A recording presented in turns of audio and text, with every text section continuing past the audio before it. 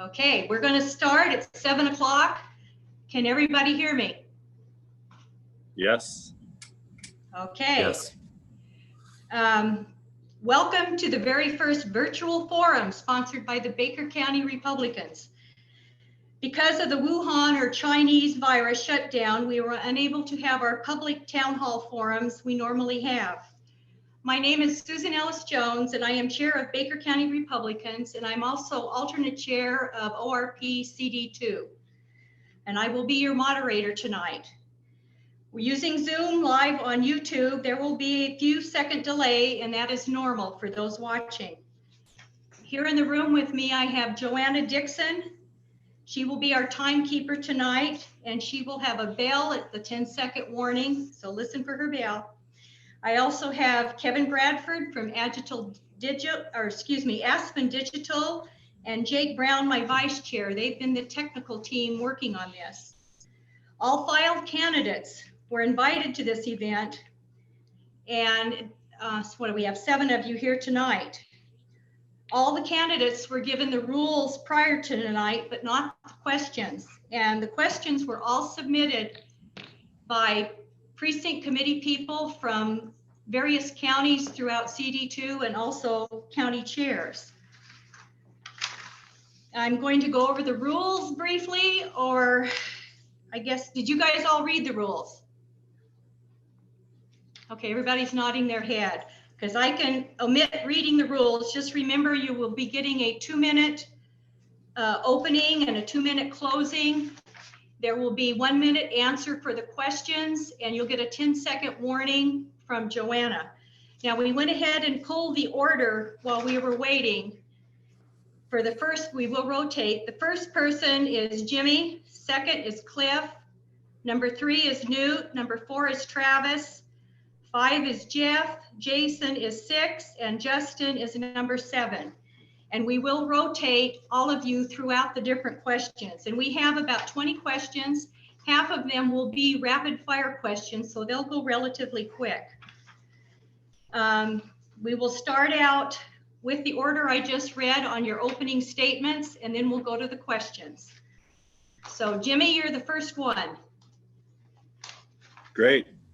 Thank you very much for having me. It's great to be with you. I wish I could be in person. My name is Jimmy Crumpacker. I'm a 7th generation Oregonian. My family originally came out in the 1840s and settled down in the Medford area. I left Oregon about 20 years ago, went back to Georgetown University where I studied government.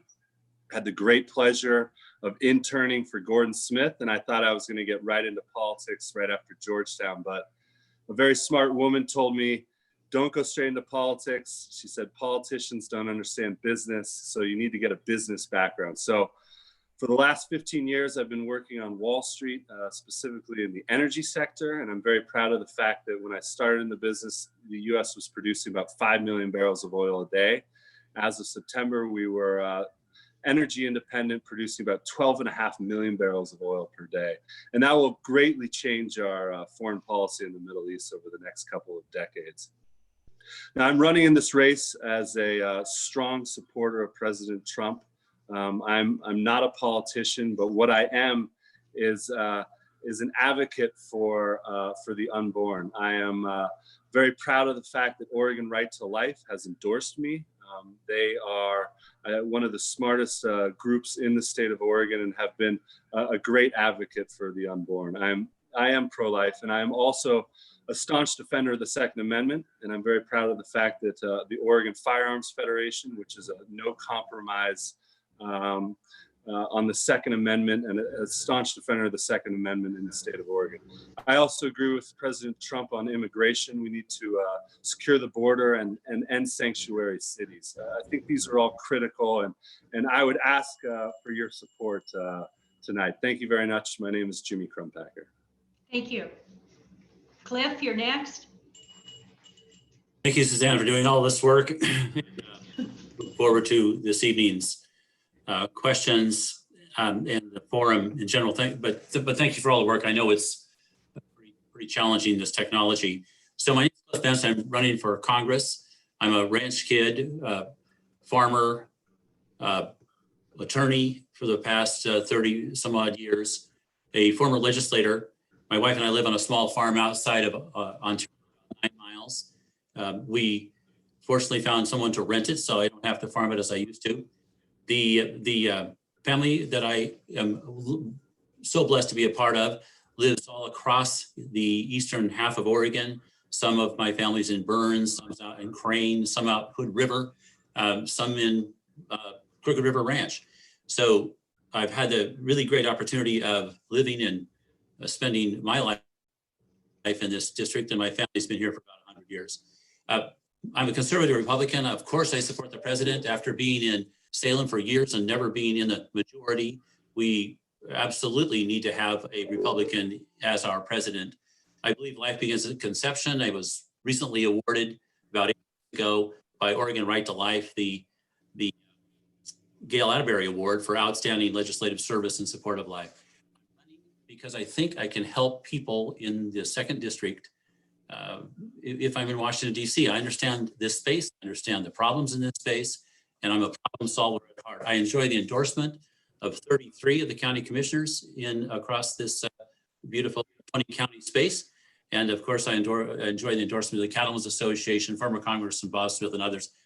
My name is Cliff Benz. I'm asking for your vote so I can serve as your next congressman. Thank you. Thank you. Newt, you're next. Well, thanks, Suzan, for organizing. I know this can be challenging and that with the stay-at-home order, and thanks to the Baker County Republicans for being involved. I'm running for Congress for a really straightforward reason. I want to stand up and fight for the people and places that I've called home for over 2 decades. In my opinion, too many people have been left out, left behind, and really silenced by very powerful voices and special interest in Salem, Portland, and Washington, D.C. And as I've traveled the district before the stay-at-home order, and now as I talk to people around the district, what I'm hearing over and over again is that people are angry and frustrated at having their values and their views disrespected and ignored. And all too often, their jobs, their communities, and even their way of life threatened by the big arm of government. And it's frustrating for people. And I can relate. I have deep roots to rural Oregon. I grew up in Southern Oregon. I was one of 3 sons of a butcher and homemaker, 2 people who didn't even graduate from high school. So they always stressed my brothers and I the importance of working hard, playing by the rules, and getting a really good education. I took them seriously, went to Oregon State, then on to medical school where I met my wife, Patty. At graduation, I asked Patty 2 really important questions. 1, would you marry me? And 2, would you return to Oregon and make Oregon our home?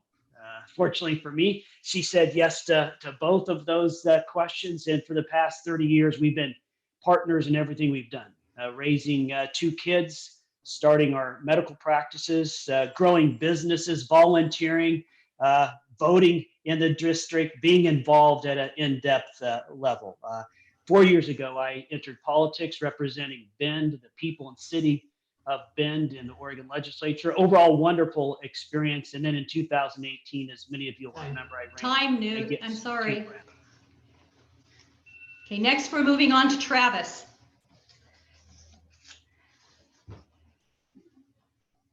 Not hearing Travis. Travis is muted. Okay, he's not now. Okay. Can you hear me now?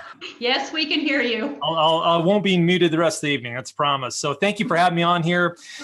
I'm a ranch-raised gentleman. I love Oregon, and I love my country, and I love my people, and I just feel compelled to step up. So just to say right now, I'm a career commoner. I'm not a career politician. I'm a tax-paying, lifetime resident of Oregon who's directly impacted by and lives with the legislative realities coming out of Washington. I'm a successful business operator, a husband of 27 years, and a father of 3. And I'm a grateful participant and recipient of this American dream we all enjoy. I'm a common citizen, and I'm concerned as I've watched a shift occur in our country, especially in Congress, specifically a disturbing trend to fundamentally alter this great nation. And like you, I'm done with the typical results from usual politicians that are compromising our core values in exchange for votes. So I'd like to see a change. It's got me off the couch. It got me into the fight. I believe this. I believe history is going to judge us on our stewardship of this precious gift of this constitutional republic we have. It's the greatest gift any civilization could ever hope to receive. And we get one lap with the baton, and we need to make it count. And that's why I'm in this fight. So given this opportunity, if I am sent to DC, I'll work very hard to deliver categorical positive results for everyone in District 2. And I believe right now it's time for new blood from a new source, from the common people. And I want to represent all of you in DC. Some of the items I believe in are the Second Amendment, right to bear arms, of course, the right to free speech. We need to protect our borders. Borderless society is an orderless society, and there's a very disturbing trend. We're headed that way. We need to wake up. We need to fight tax increases. We need to protect the unborn. We need to fight the rise of socialism. Okay. We need to defend our nation's interests, and that's been exposed in this coronavirus. Bad management. I believe this. Congress are the board of directors for this nation, and we've had a lot of incompetence. And a lot of people are ticked off. A lot of people right now are suffering. So I'm Travis Fager, and Thank you. Next, we have Jeff Smith. Susan and the Baker County Republicans, it is such a pleasure to be with you. And I also want to thank all the people who take the time to listen to this and just educate themselves on who is running and what our policies would be. There are two things that I want to do tonight. The first is I want to convince you that we can rebuild the middle class in Eastern Oregon. And secondly, I want to convince you that I am the person that will give you the freedom that you require to build the life that you want to build in Eastern, Central, and Southern Oregon. I grew up in Elgin, Oregon. Elgin's a real small town. 20 miles north of La Grande. I grew up on a cattle ranch. My summers were spent hauling hay, riding horses. We hunted and fished, and we had a great life. And there's things that I learned on the ranch. I learned the value of hard work. I also learned the value of working together. And that's really what we need. We need people who are willing to work together to rebuild the middle class in Eastern Oregon. It is our way of life has been slowly taken away by the federal government. And that's why I am a strong supporter of Donald Trump. Donald Trump has got the economy going. He's appointed great nominees to the Supreme Court. He has slashed regulations. And I want to go to Washington, D.C. to support all of that. I also want to help reduce your healthcare costs by helping us produce more providers such as doctors and nurses. And as the evening progresses, I'll tell you more about myself. My name is Jeff Smith. I'm going to ask you for your vote. Thank you very much. Thank you. Next, we have Jason Atkinson. Thank you very much. Good evening, everyone. My name is Jason Atkinson. I'm from Southern Oregon. I am a kid who grew up in ministry. My parents operate a Christian radio and television station, which is a fabulous experience of public service, but also made it so that I had to put myself through college. And like Cliff, I worked myself through a state school before going on to graduate school to get an MBA. I am married to a girl who put herself through OIT in Klamath Falls. We have one son, he's 17 years old. And I served in the Oregon legislature for a long time, for 14 years. I served in the House and I served in the Senate. And during my time in the Senate, I developed a reputation not only as being a conservative consistently, but also of doing the very best constituent service in the building. And that's really the most important part of being a congressman, is delivering for people, it's delivering for veterans, it's delivering for anybody who calls you and needs help. I'm running for three reasons. Number one, I believe it's more important now than ever to grow the economy. Our campaign was the first to call on the governor to give the authority back to county commissioners to say when we can go back outside. 40% of the businesses in the 2nd Congressional District might not come back to business simply because the government has shut them down.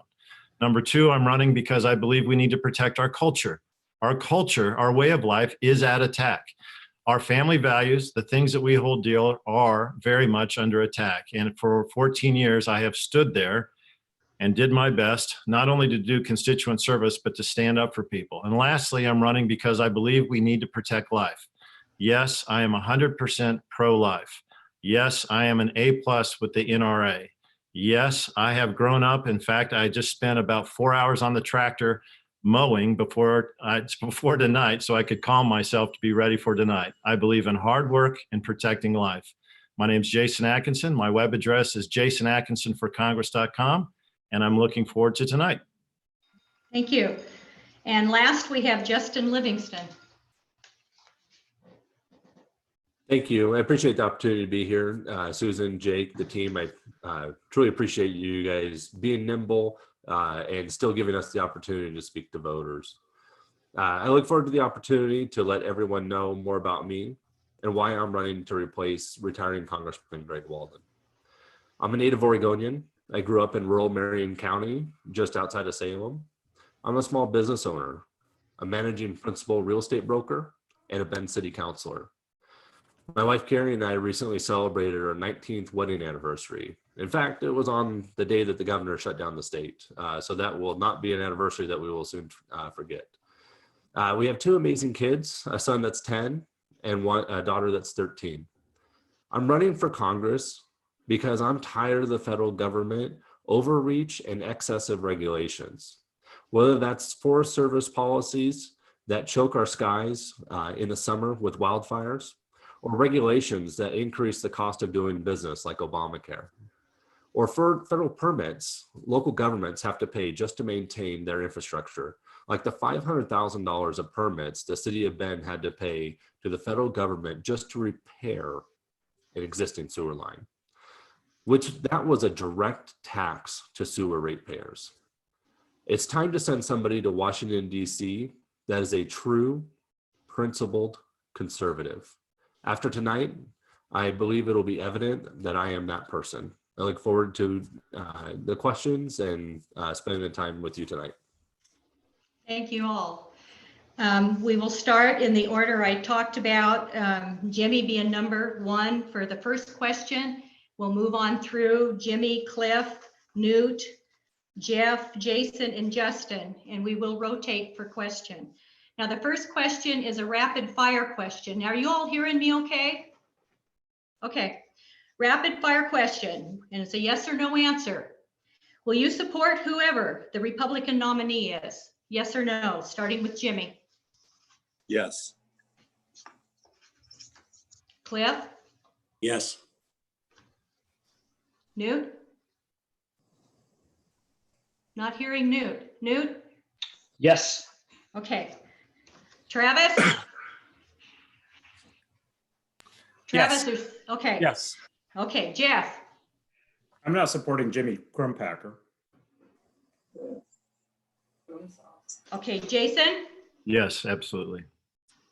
Justin? Yes. Okay. Yes. Did I get everyone? Okay, we're going to move on to question number 2. The issue of dam removal has been raised in this campaign. On Saturday night, it was stated by one candidate that Congressman Walden supported removing the Klamath dams, but research into legislation and media articles reveal that statement to be untrue. Can each candidate speak to their respective position on dam removal? And we're starting with Cliff. So I One posed minute. Thank you, Susan. As I've indicated many times, I opposed dam removal. I actually was the one that led the opposition to removal on the Klamath on the floor of the House. The key qualifier to that is that you have to go to the community involved and you have to talk to them carefully. You have to listen.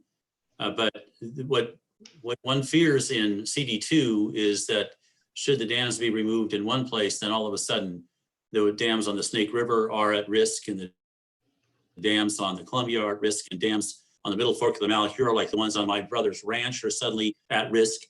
We don't want that. And so, but still, you go to your community, you listen carefully, but at the end of the day, you grit your teeth pretty hard before you remove any dams. Okay, next is Newt. Yeah, thanks. I'm completely against dam removal. I think we should never put fish before people, fish before farmers and ranchers, and that's really what's being discussed here. It does set a horrible precedence to take down the dams on the Klamath River and the next electrical rates to pay for removal. There's way too many questions with regards to the environmental impact and liability, specifically with regards to the Klamath River dam removal. Thank you. Travis? Oh, look, I believe removing the dams, it's a U-turn. And we've got a whole construct of productivity, ag and energy that's built on these dams. And they're a clean, efficient, productive way to provide energy and water. Again, like I said, it's a whole construct of productivity that's built off these dams. And going in the wrong direction, doing a U-turn and starting to remove them, it wouldn't be a good trend. Unfortunately, there's an ideology out there. Many people want us to go in an opposite direction of productivity, of good, clean energy, and of producing the kind of agriculture that we produce. And it's because of the water. We've got to get irrigation to the crops. So that's a no. We're going to be removing any dams. I'm okay with exploring other forms and adding to it, but we're not going to get rid of dams. Thank you. Jeff?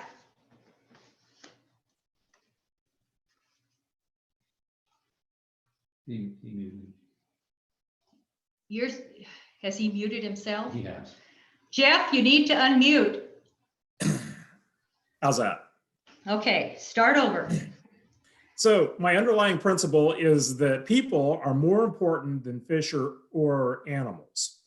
The dams have been on those rivers for decades. One of the dams on the Klamath River was built in 1918.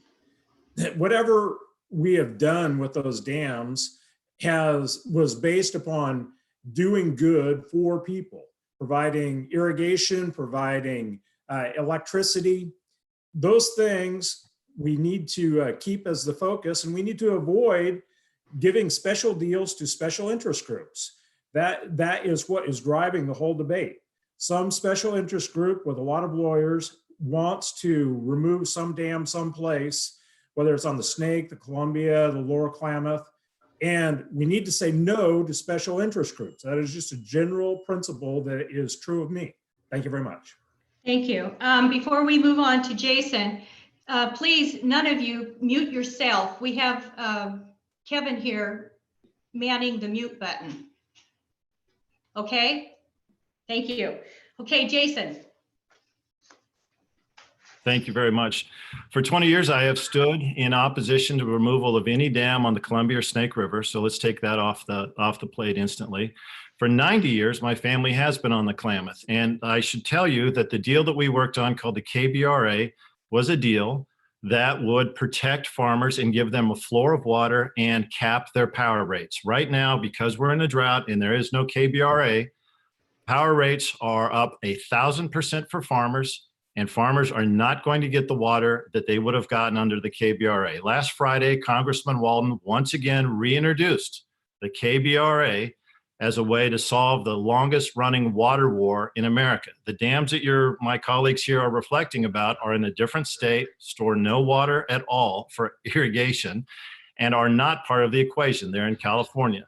So it is important to know that this process called the KBRA has been well fought, well studied, and well compromised between irrigation for over 100 years.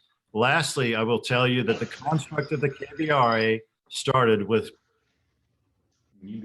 Okay, next we're moving to Justin. I don't support dam removal on the Klamath or on the Snake or Columbia rivers. We actually have been dealing with a similar issue for decades in the city of Bend.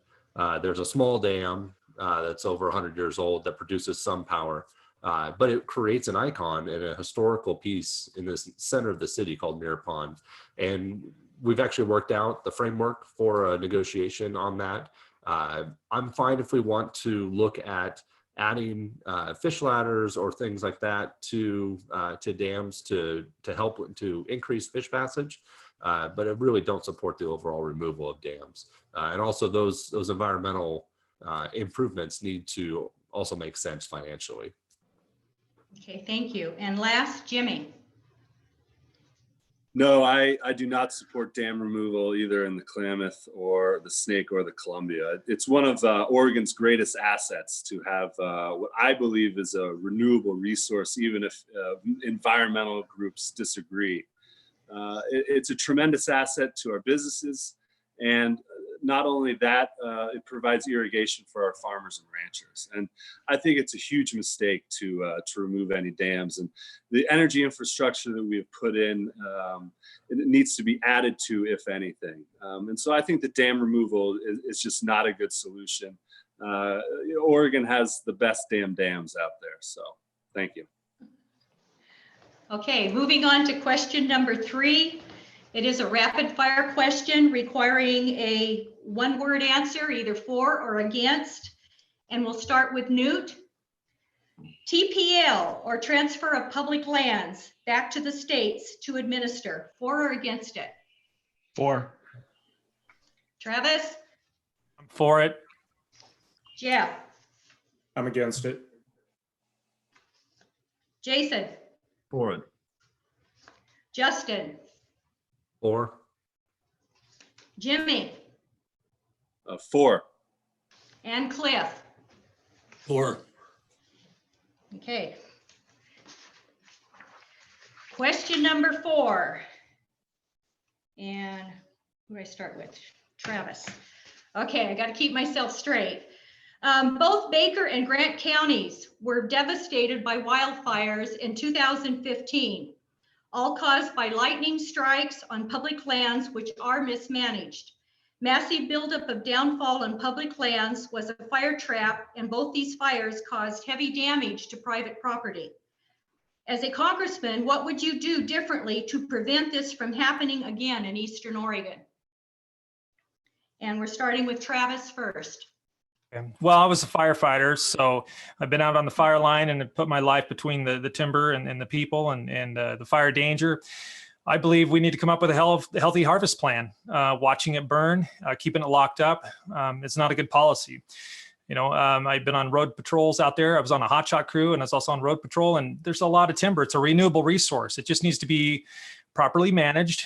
Again, we need to come back to the baseline of common sense. We can come up with a creative strategy that appropriately gets us access to that resource, and financially we could use it with our infrastructure. We need the revenue.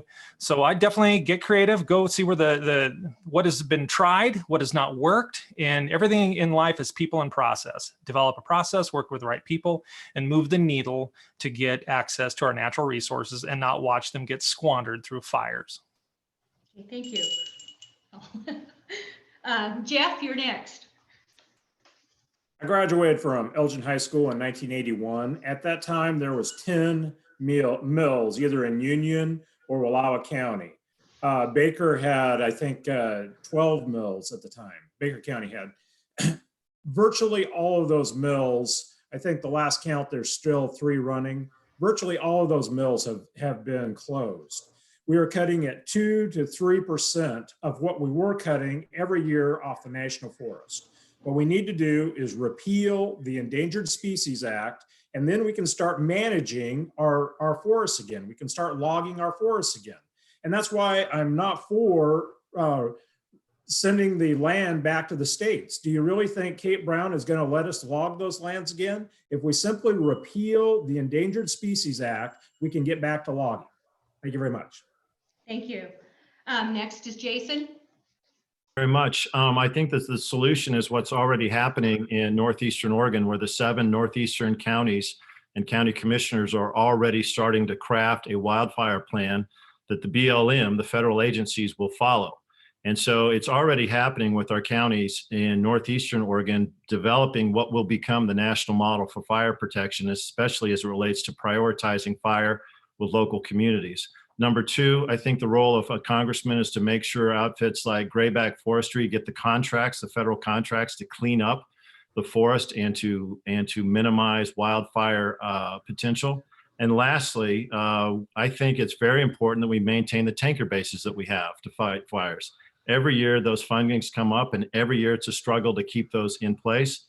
Just over my shoulder a week and a half ago was the first official fire here in Oregon, in the Rogue River National Forest.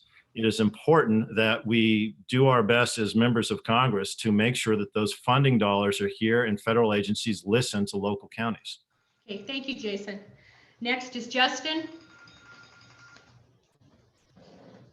To me, this is the issue that transcends the entire district. Our district is very large and it's very diverse from city to city and region to region. But this is the issue that really ties the entire district together. And it really boils down to the federal government owns the majority of the land in the district, and they're not a good neighbor. They don't take care of their land and their property.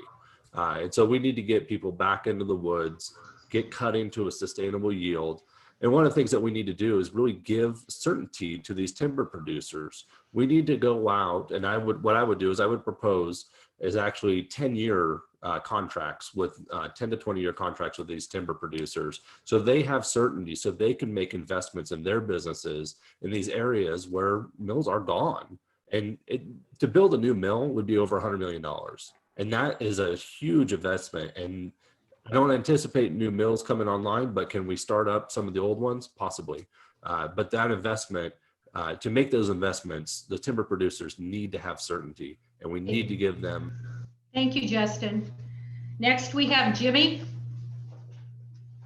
Yes, I blame the federal government for the forest fires in Oregon, simply for the fact that 80% of the forest fires take place on those federally managed lands. And the federal government has 53% of the state of Oregon under control, and that's over 32 million acres. When I was a kid, 50% of our timber harvest came from those federal lands. 85,000 timber jobs were in the state of Oregon. That number has been reduced to 25,000. It's gone to less than 1% of the GDP of the state of Oregon comes from our forests. And that's a shame. And after 25 years of mismanagement, I think everybody recognizes across the political spectrum that this is a major issue that needs to be dealt with. And that's my priority number one when I get back, is opening up the forests. We need to have sustainable timber harvests. And it's something where we can get people to work almost immediately in the second district. Okay, thank you. Cliff, you're next. So it's not really the federal government that's the problem. Is the problem. The problem is our federal laws that provide environmentalists with a foundation to file lawsuits, and then the Access to Justice Act, which pays them for winning on one issue when they've maybe thrown 50 into a lawsuit. So there's your problem. And the good news, the president understands this, and that's why he's gone in and tried to streamline NEPA to try to help incrementally. Sadly, it's not a solution that's going to fix it, but at least it was a step in the right direction to try to shorten the time period within which these ridiculous lawsuits can be filed. So sure, that's one approach. Get into those laws and try to take away the Access to Justice Act funding for those ridiculous, stupid lawsuits. And of course, there's many other things we should do, but we've got 80, 90 years of mismanagement and made worse by these federal laws. Thank you. Newt, you're the last one on this question. Well, certainly my previous colleagues' comments are spot on. I agree with all of them. Cliff makes a great point. I do think that is a clear driver, the financial incentive to keep on putting up these lawsuits. And look, the federal government has been a slumlord in management of our public lands, and it's got to stop. We have to have more active management of our forest lands. That means more thinning. It means more control of underbrush. It means more controlled burns. And it's become apparent to me, being in especially Southern Oregon during the summer with some of these massive wildfires and the effects of smoke it has on people's health and recreation, that we have to have more aggressive fighting of the fires once they break out. It makes no sense to me, the current U.S. Forest Service policy of kind of letting these fires simmer for a while until they get out of control. And there's a lot of technology we can leverage to really control these fires and fight them much more aggressively. And that needs to be done right away. Okay, thank you. We'll move on to question number 5. And Jeff, you will start with this one. What do each of you think is the highest priority in representing the farming and ranching industry in DC? The American farmer is one of the greatest success stories in the world. The American farmer can produce enough food to feed the whole world if we simply give him the freedom to do the things that he does and back him up as far as for helping with things like infrastructure such as electricity and water. My goal would be to help the American farmer develop global markets so that they can get a higher price for the things that they produce, and also to just protect the resources that they need, water, electricity, the freedom to plant whatever they want. Those would be the things that I would do for the American farmer. Thank you. Okay, thank you. Next, Jason. Thank you. I think there's two parts to that. I think number one, it's water. As Mark Twain said, whiskey's for drinking and water's for fighting. But water is still the number one issue that faces every American farmer. And here we live in a drought. Our fire season just got moved up a month early. Farmers in the Klamath Basin will not get the water that they were going to get. Power rates have gone up 1,000%, and it is hard work. It's easy to say things in a campaign. It's actually harder to get your hands dirty with folks and understand that a power rate of 1,000% is enough to put somebody out of business. With $2,500 power rate for less water, going all the way up to $100,000 is too much money. Secondly, to answer the question, I would say opening markets. That is one of the things that's the proudest tradition of this particular congressional district, from Bob Smith to Walden, has been opening up foreign markets for crops. And that's one of the reasons why the Columbia is so important, whether it be wheat, whether it be Thank you, Jason. We're done. Justin, you're next. Well, I think the first is to protect the dams, make sure you have irrigation, power, and transportation to those markets. The other is really getting regulations off of the backs of farmers, whether that's Clean Water Act regulations, regulating the waters that are on their and storage facilities on their properties. We really need to get off the back of farmers, let them do what they do best in feeding the United States and the world.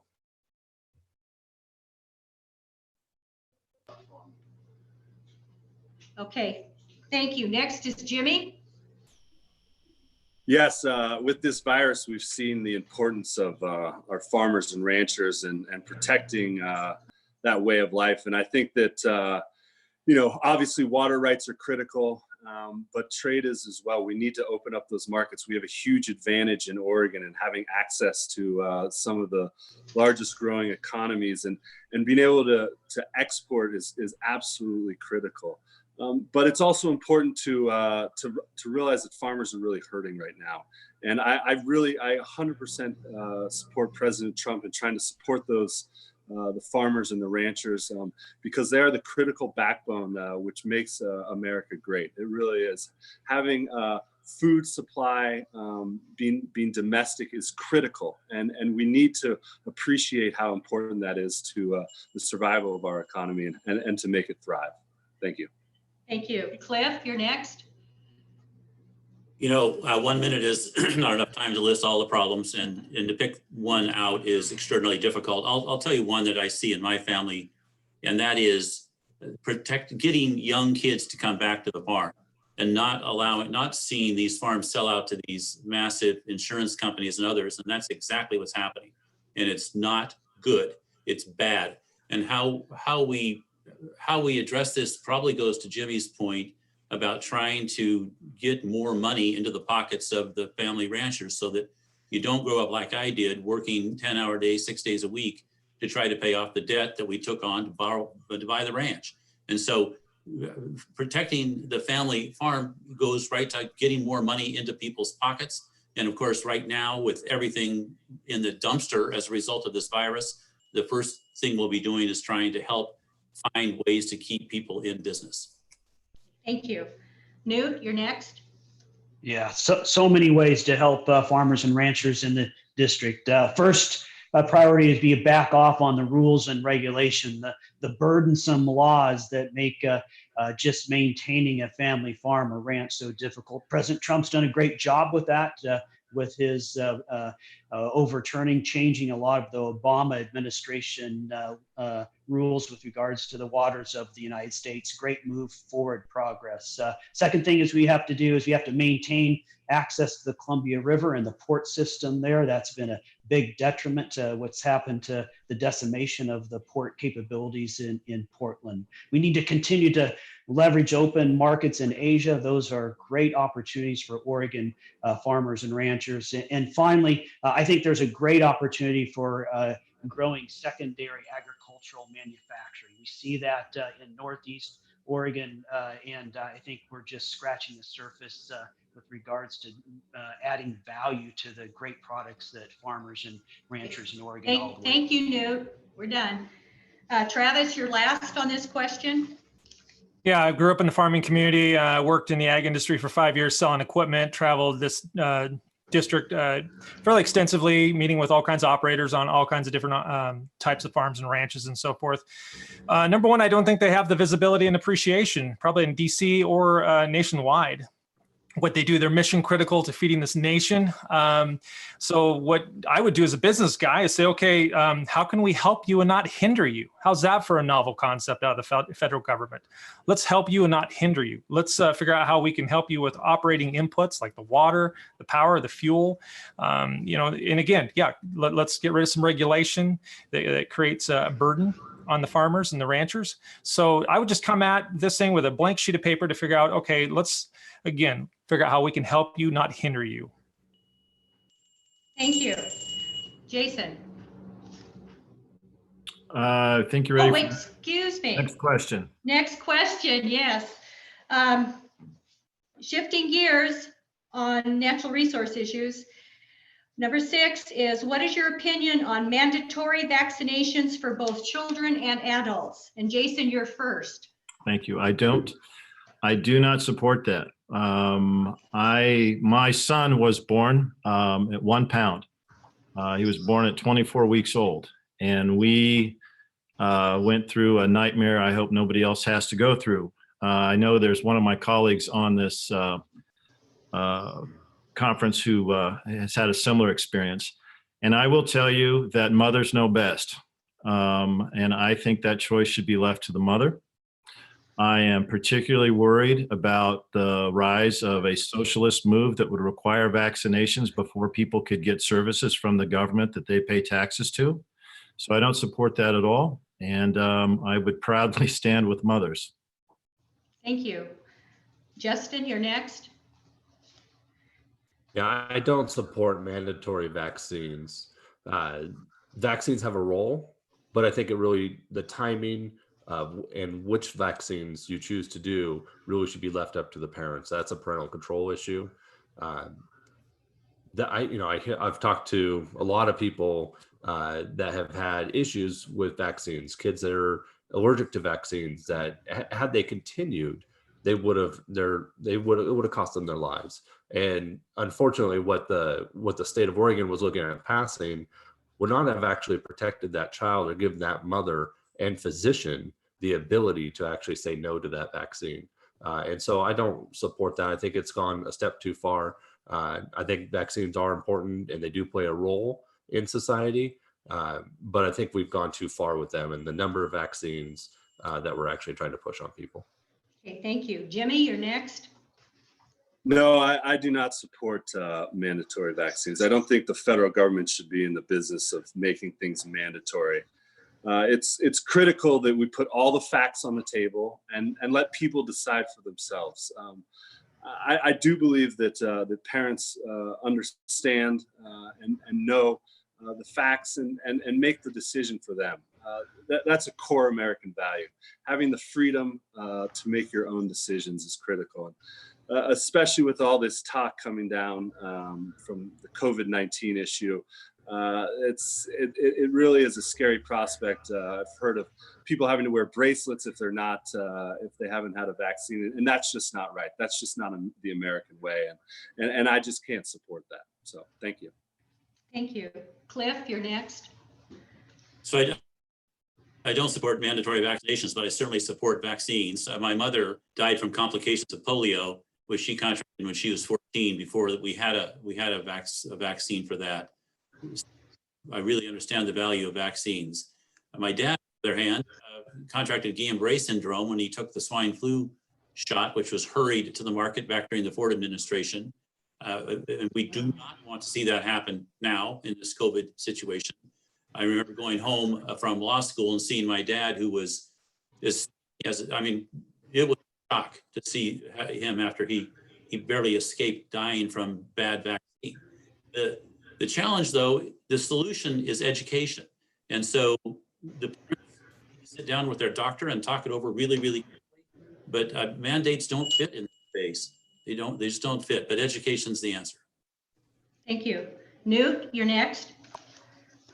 Yeah, well, I'm certainly not for mandatory vaccines. I've seen the ramifications, the complications of vaccines as a physician, and I think these discussions with regards to medical care is always best between a patient and physician without the intervention of big government. I think vaccines overall are good, but there needs to be flexibility with regards to timing, dosage, frequency, and certainly there needs to be exemptions for philosophical and religious reasons. I voted that way in the Oregon legislature, and I would vote just the same way when I'm a member of Congress. Thank you. Travis, you're next. No, I'm not for mandatory. That's a no on the vaccines. I think we're in this great vaccine race, for crying out loud. It's been a bull market.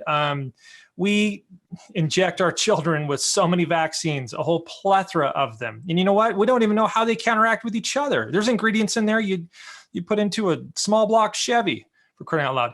That's an exaggeration though, but I'm very concerned with what we've done with vaccines and how we suggest that they're the answer, the end all, and they're, some people think they need to be mandatory. Look, you go to the grocery store, the average consumer doesn't want to buy a chicken breast unless it's, antibiotic free. Yet they'll take their baby down and get them 38, 48 shots. So there's a bit of contradictory terms there. And I think America would probably stand to take a step back and take a long, healthy look at what we're really doing with this whole vaccine thing we pursued heavily and told the public they have to have. Not a believer that every vaccine is necessary. Thank you. Jeff, you're last on this question. I've personally known several people over my life that suffered from the long-term effects of having various diseases while they were young. And now we have vaccines for many of them, measles, things like polio. So I'm a big fan of people making their own decision about whether or not they want to benefit from those vaccines. I am absolutely against the government having a one-size-fits-all answer to whether or not people can vaccine their kids or not. That ought to be up to the parents. Okay, thank you. We're moving on to question number 7. And Justin will be the first one on this one. Congressman Walden and his staff have been excellent advocates in dealing with federal overreach issues by various agencies with individuals in CD2. What does this mean to each of you? Yeah, no, Congressman Walden has been a great advocate for the district, and his staff is absolutely phenomenal. I know a number of them quite well. Federal overreach, the federal government, to me, should be limited. Most things should be dealt with at the state level and local level, whether that's council, city councils, county commissions. That's where issues or resolutions to issues really should occur, is at the local level. Now, the federal government can come in and help facilitate some of those things, but regulation should not come from bureaucrats in Washington, D.C. And unfortunately, our federal government has gotten far too large and has become, in our lives, far too much. And I would do everything I can to reduce regulations on a regular basis. Okay, thank you. Jimmy, you're next.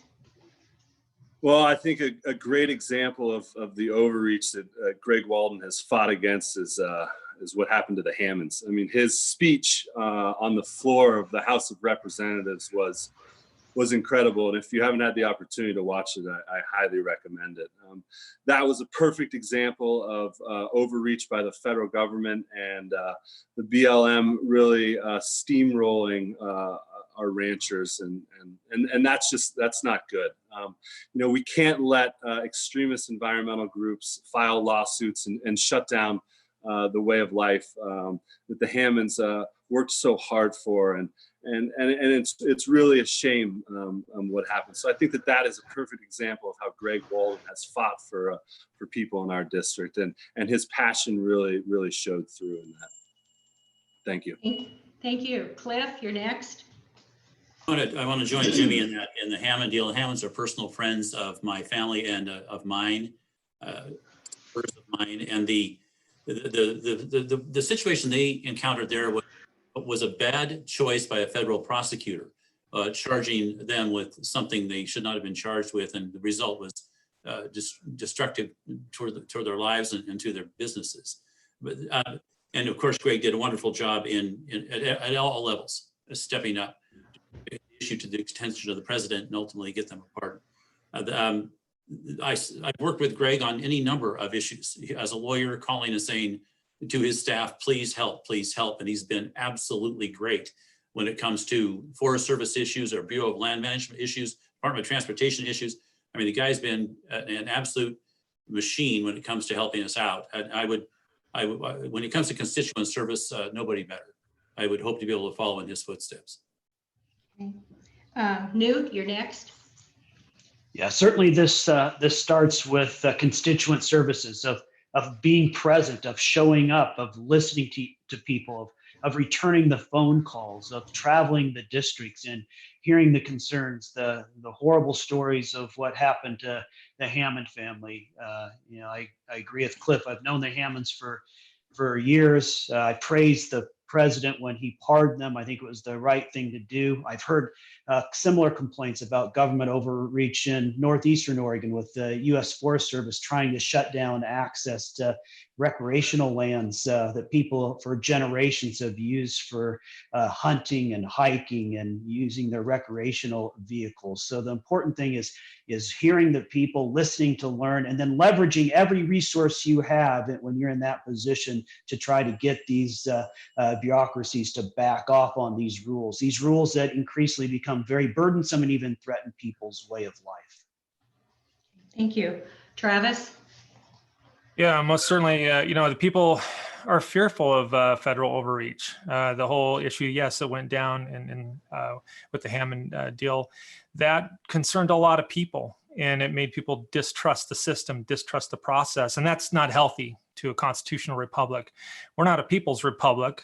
We're a constitutional republic. So just maintaining the balance, making sure we are protecting property rights, individual rights, constitutional rights, and that we do a measured strategic approach to issues without trampling on people and their processes that they have going on a private property like in that manner. So yeah, I praise the efforts of Walden, and I would hope that when I got into that place that I would have the capacity to reach out to the right people and quickly acquire the proper learning curve to apply the correct decision making and facilitating to make sure individual rights and that there's no federal overreach. So okay, thank you. Jeff? I think Representative Walden has done a great job as far as for listening to people and trying to represent his district. My main criticism is that the reason why the Hammonds could be prosecuted was because of the laws. And Greg Walden had absolutely no vision for repealing laws, for changing the playing board so that people in the West could have the way of life that we had had for generations, and the federal government has taken away from us. We need somebody who's bold in Washington, and that's what I plan on doing. If you elect me, I plan on going back there and trying to do the bold things like Donald Trump has done. Donald Trump has not played the politics game at the same old way. He's done bold things. I plan on doing the same thing. Thank you very much. Okay, Jason? Thank you. Congressman Walden, when he was a new congressman, stood with Klamath Water Users Association when the federal government overreached because of the ESA and shut off water to the Klamath. Walden has stood with veterans and the huge amount of constituent work that comes along with servicing veterans, especially in Lake and Klamath counties, to make sure that they get what they deserve. Walden has stood with the side of the constituent, with the BLM and the Forest Service. So one of the main jobs, like I said in my opening statement, is constituent service. That's one of the things I prided myself in, and I know that whoever becomes the member of Congress will get a huge caseload of unfinished business to go on to the next member of Congress. And for all of us, it's important to look at what's going on right now with OSHA and the OSHA grants that come from the federal government. OSHA is setting up sting operations because of COVID-19 to shut down business. One business here has lost $32,000 in fines by a temporary OSHA worker who is going around to sting and shut down business. Thank you, Jason. You're out of time. Moving on to question number 8. And some of you kind of touched on this question a little bit in your previous answer, but we're going to go with the question anyway. It is, what is your opinion of how the Hammond family in Harney County has been treated by the Bureau of Land Management in the past and currently? And we will start with Jimmy. Well, I'm sorry. I felt like I preempted your question with my answer to the last one. They are the embodiment of the hardworking rancher, and their family really went through hell. And it's I really praise President Trump for their pardon. I think that was something that was a needed and necessary thing to do. And it's important to try to protect ranchers and farmers like the Hammonds. So I think going forward we just need to limit the BLM and take regulations off. The amount of regulations that are placed on the American worker is too many, and I support President Trump removing 2 regulations for every one that's put in. I think that is critical in all walks of life. Thank you. Thank you. Cliff, you're next. Okay, so if ever there was a situation that's reflective of overreach, it was in the Hammond situation. As you know, they were convicted not under a law necessarily that Greg created. It was a terrorist law that was misused, misapplied, and that was what I meant when the prosecutor decided that she would charge them under that law. That had a mandatory minimum of 5 years. I wrote a letter to the judge for the Hammonds saying, please, for them, and he only gave them a year and the other 6 months. That then was reversed by the Ninth Circuit because there was a mandatory minimum sentence of 5 years. But that was all triggered by the BLM going to the solicitor's office and the prosecutor's office and basically asking that these people be prosecuted to the full extent of the law, and that was wrong. Okay, thank you. Newt, you're next. Well, certainly the Hammond case is the poster child, unfortunately, of government overreach, of the federal government really not relating to the way of life, understanding people's concerns and fears and hopes for their own livelihood. I cheered President Trump when he pardoned the Hammonds in the middle of a very contentious governor's race. I think the liberal media in Portland nearly lost their minds when I said that, but it was clear it was a sentence that shocked the conscience. To trial, to come to the verdict that the Hammonds should be tried under federal terrorist statute is just ridiculous, and it shows how out of touch our federal government has become with so many aspects of the way of life in the district. Okay, thank you. Travis?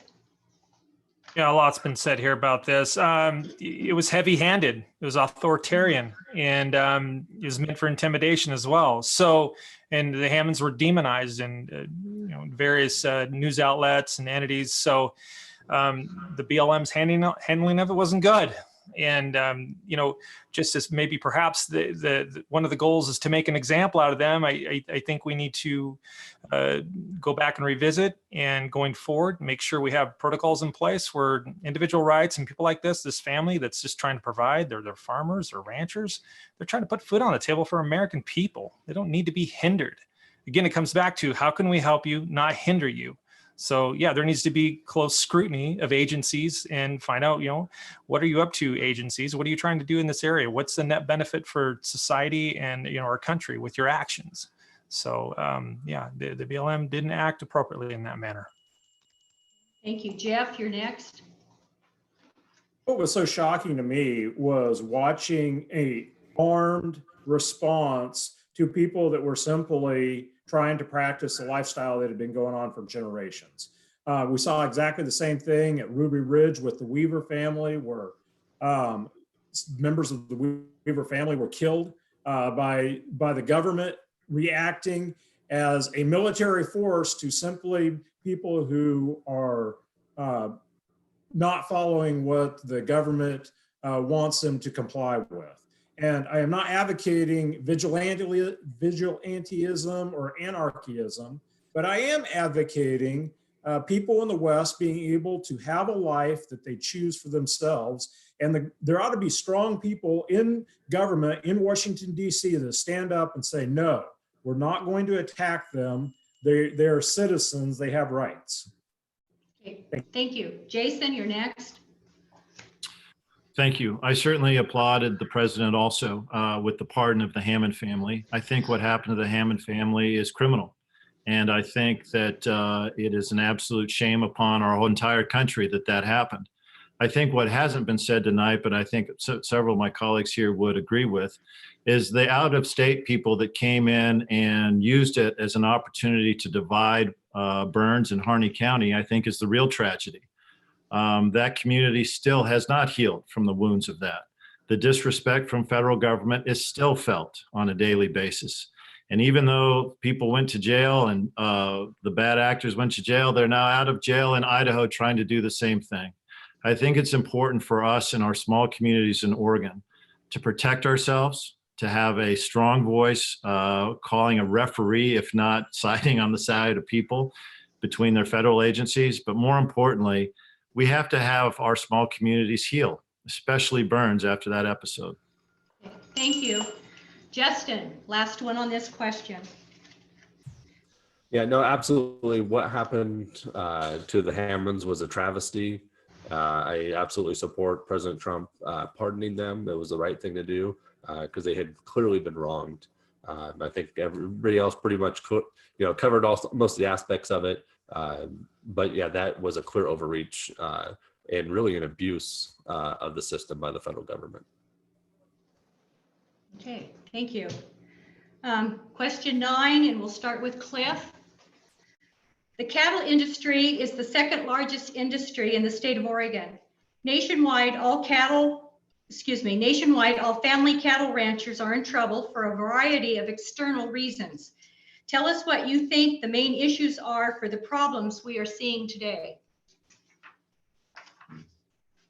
Well, one of the problems, of course, is the consolidation of packers at the top. So there's basically 4, maybe 5 major packers, and thus the price people enjoy, if that's the right word for it, are challenged by that consolidation at the top. And you saw that when you're seeing it right now, actually, where the packers are making money, a lot of it, and it's not making its way down to the cattlemen and cattlewomen. The other thing we should be fearful of is, if we don't get our president reelected, is a return of the federal estate tax, which would be devastating to ranchers and farmers. And of course, herbicide and pesticide situations where people are trying to do away with, environmentalists are trying to do away with the stuff you absolutely have to operate a farm successfully. So yeah, 1 minute's just too little to talk about all the problems. Thank you. Newt, you're next.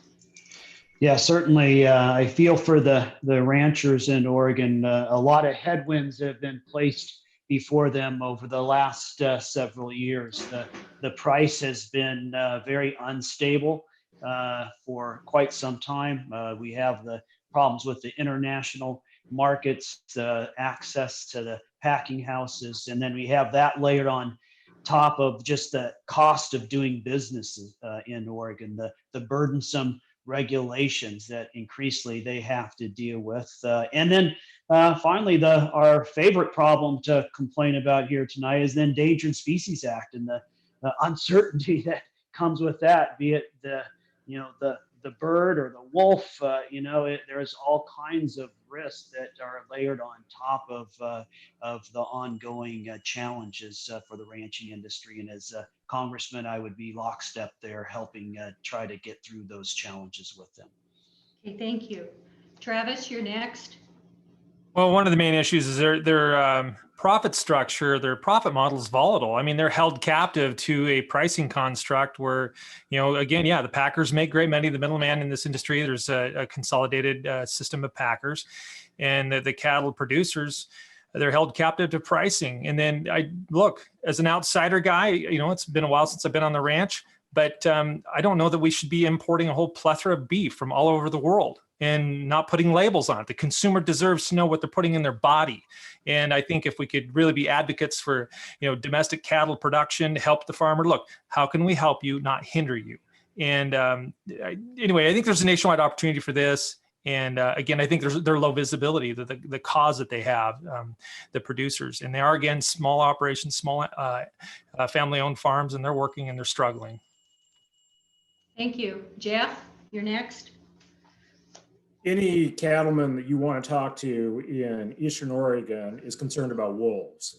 I have, my dad owns several hundred acres north of Elgin. I have personally seen 2 wolves on our property. And I've seen several other wolves in the area. This was just a misguided effort by the Fish and Wildlife Department to reintroduce wolves, and it causes havoc with raising cattle. In a broader sense, we need to have markets that will get the price of beef up to the producer. We're going to lose millions of pounds of beef because of the packing houses being shut down.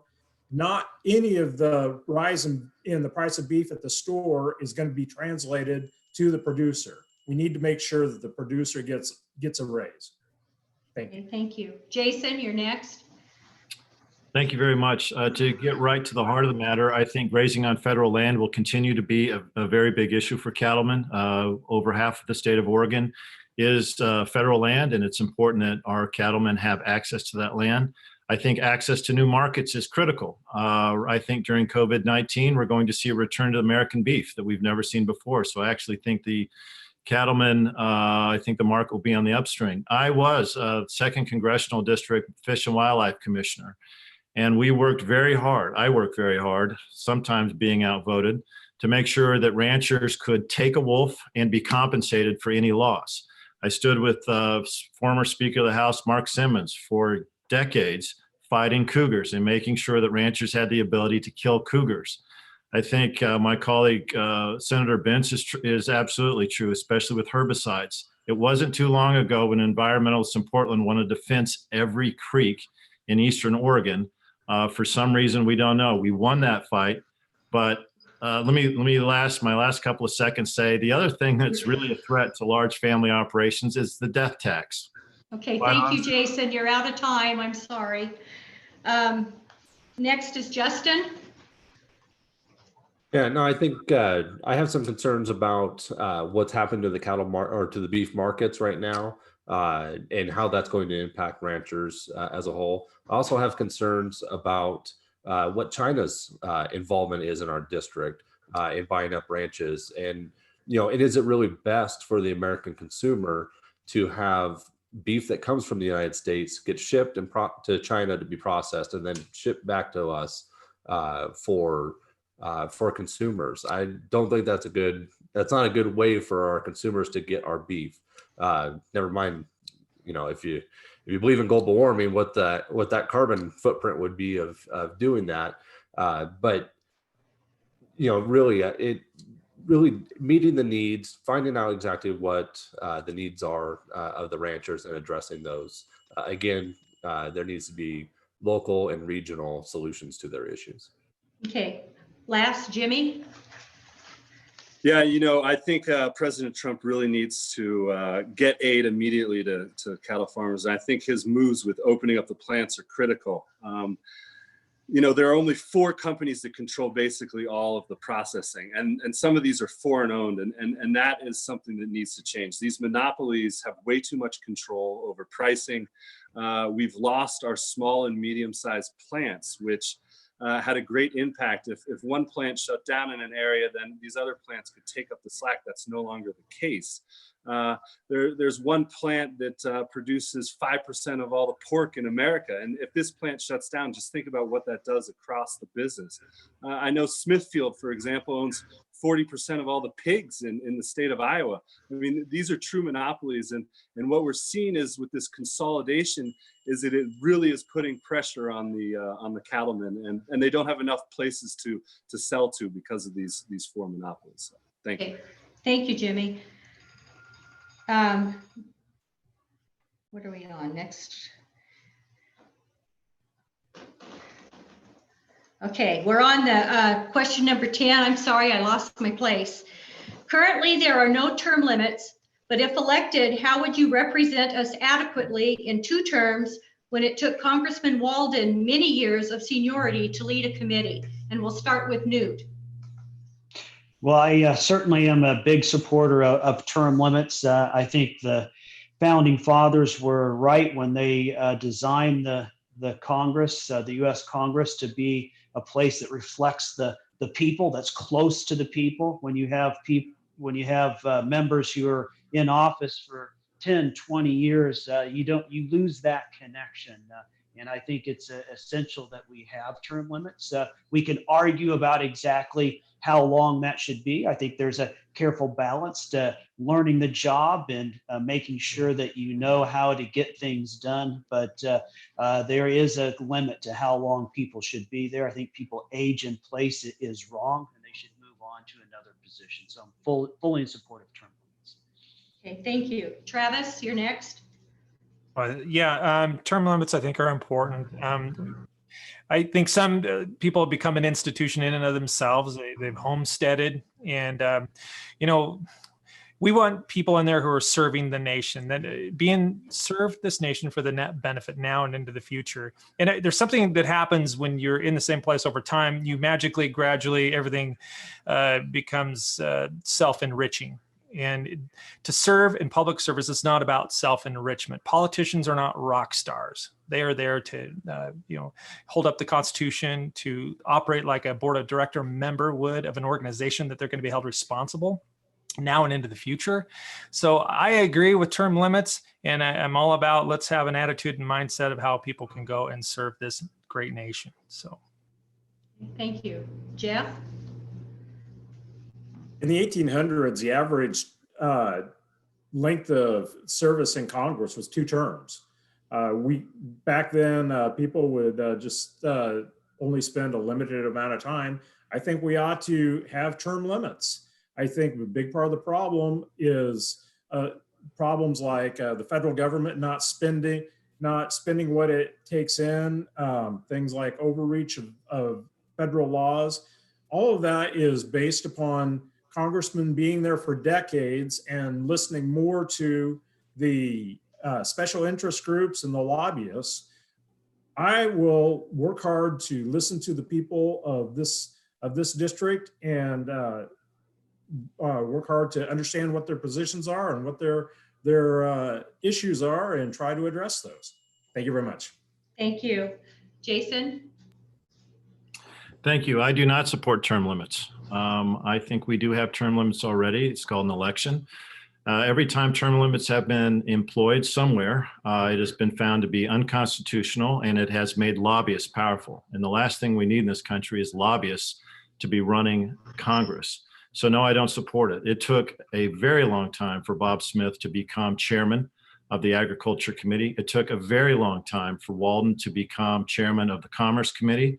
Those are the rules of Congress. And for the 2nd Congressional District, The seventh largest district in America needs to have clout in Congress. And frankly, that takes time. And so I do not support that. Okay, thank you. Justin? I absolutely do support term limits because really what happens is that Congress ends up being more like a union, is that you actually end up, the more tenure you have, the more powerful you become. And that's really not what we should be doing. What we should be doing is having the right people on the right committees in the right place. And I believe that you could do that with term limits. Now, on the other side, I think we have to play by the same rules that everybody else is playing by, mainly the Democratic Party. The Republicans have self-imposed term limits on their committee chairs.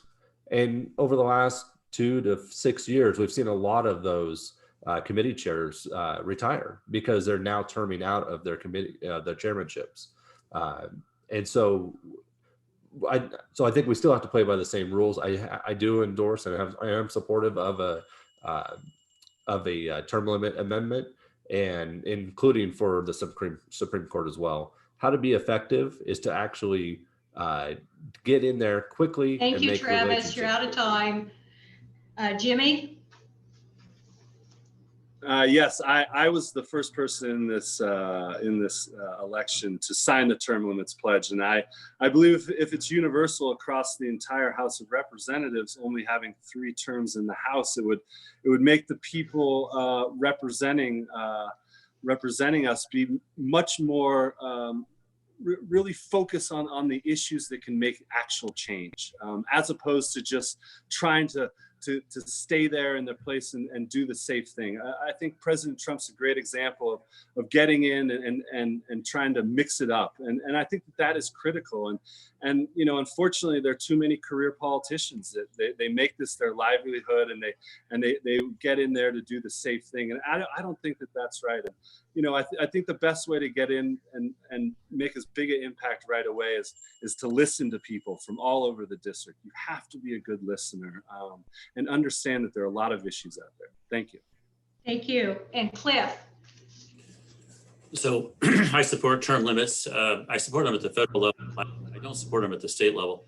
The reason at the federal level I support them is because you have a staff, the money to have people there who can educate you up as quickly as possible, so you don't have to spend all the first half or 2/3 of your limited time learning everything. You've got people that you can rely upon. In the state of Oregon, you have 1 staff member, and usually that staff member is, if you're out in the remote part of the state like I am, from your area here, and knows little at all about Salem until years back. But in the federal space, you have a staff, and Greg Walden has a great staff. If we're going to have term limits, however, we better talk about how you're going to manage the seniority, get rid of the seniority system as the way of allocating jobs. That would have to be addressed, and a couple of you have mentioned it. Okay, thank you. Moving on to number 11, it's a rapid fire question. And Travis, we start with you. Is it time to end federal subsidies for green energy like wind and solar? Yes or no answer, please. Yes. Okay, Jeff? Yes. Jason? No. Justin? Yes. Jimmy? Yes. Cliff? Yes. And Newt? Yes. Okay, we get through those real quick. Moving on. We could be headed into very bad economic times since the Great Depression. What would you do to help our country recover as a congressman? And we're starting with Jeff. When history looks back on this, the COVID crisis will be viewed as a huge overreaction by the government. More and more, we are seeing that people, a vastly larger number of people have been affected by the coronavirus that we didn't know about. They were asymptomatic, and that the death rate is really similar to the flu. If we just gradually open up our markets again, our economy again, I feel like the the people that were hurt the worst, namely small businesses, individuals, those people we ought to reach out to, give a helping hand to, because it was the government that caused them the pain to begin with. Thank you. Thank you. Okay, Jason, you're next. Thank you. When we all started this campaign, I'm sure all of our answers would have been different, but now we live in an environment where government has shut down the economy and government is shutting down many of the businesses that we've come to rely on here in Southern, Central, and Eastern Oregon. Number one, I believe that we should support President Trump in making sure that the individual tax cuts are made permanent. Right now, the corporate tax cuts are permanent, but the individuals are going to come up for renewal, so they need to be permanent. Number two, I believe we have to eliminate the capital gains tax. Capital gains tax stops economic growth. Number three, I think we have to eliminate the death tax. Those are three that are very, very important to me. I will tell you that the federal government, having a role of shutting down the economy, now has the mandatory focus in the next Congress of getting the economy going again. Okay, thank you. Justin? Well, I'll start off first with just noting that I'm the only one that's currently elected and actually working on how to reopen the economy right now. As serving on the Bend City Council, we're looking at how to do that best and most safely in our area. But this is a government-induced shutdown. This is a government-induced recession, possibly depression. And so it is the responsibility of the government to support our small businesses. We have taken away, there's been a government taking of their economic freedom and activity. And so we have an obligation to support those businesses. In some of the ways that we can do that, not just financially, but also through reduction of regulation and reduction of taxes. Okay, thank you. Jimmy, you're next. Yeah, no, I think we need to support President Trump's agenda and getting money to small businesses and people that have been affected by this. That's critical. Reducing red tape is critical, and regulation. I mean, these are things that are easy solutions that we can do right away. Another thing that we can do in Oregon is open up that 53% that is federally managed. There are tremendous amount of job opportunities that we have within this state that if we put people back to work on the land, we would solve a lot of the unemployment in the district, and it would have a great benefit, not only preventing the forest fires, but also putting people back to work. So I think that those are some things that right away that you can fix and really help the Oregon economy. So thank you. Okay, thank you. Cliff? So the primary goal here is to keep people safe, but to get our economy going again. So there's the challenge, and how we do it is probably going to require this contact tracing and these other means of chasing down those who might have the virus. We should be hiring people to do that. We should be hiring all the people that are no longer. We should fix this, the arrangement that we've made now to pay people, and thank God we've done it, but it can't give them an incentive to stay away from work. There's a whole bunch of opportunity in this space, but we better do it about exactly right. This thought that this money is all free that we're using, it's not. And we're going to have to, at some point, pay it back either through higher inflation or higher taxes. And so let's get this thing prioritized, which I think our president's trying to do. And let's focus on keeping our people safe, or they won't come out and start shopping again. And maybe we hire a lot of people to help do that. Okay, thank you. Newt? Well, really a crucial question. I do think President Trump and his team has done a wonderful job in passing the 2 CARES Act. It was absolutely needed to get money to individuals and support to small businesses, especially. We've had a government-induced demand shock to the economy with the stay-at-home orders. The last thing we wanted to do is to turn into a supply shock. When we open up, there's nobody left to provide those goods and services that we all so much desire. When we do open it up, it has to be done thoughtfully. We have to generate confidence. It has to be done safely. And then we have to augment that with pro-growth policies. That means keeping taxes and regulations limited and low. And we do have to then grow out of the big debt problem that we've generated from the necessary stimulus the federal government has placed into the economy. And that means that our growth has to outpace our spending over the next 20 years. So we grow down so we push down the debt to reasonable levels. Thank you. Travis?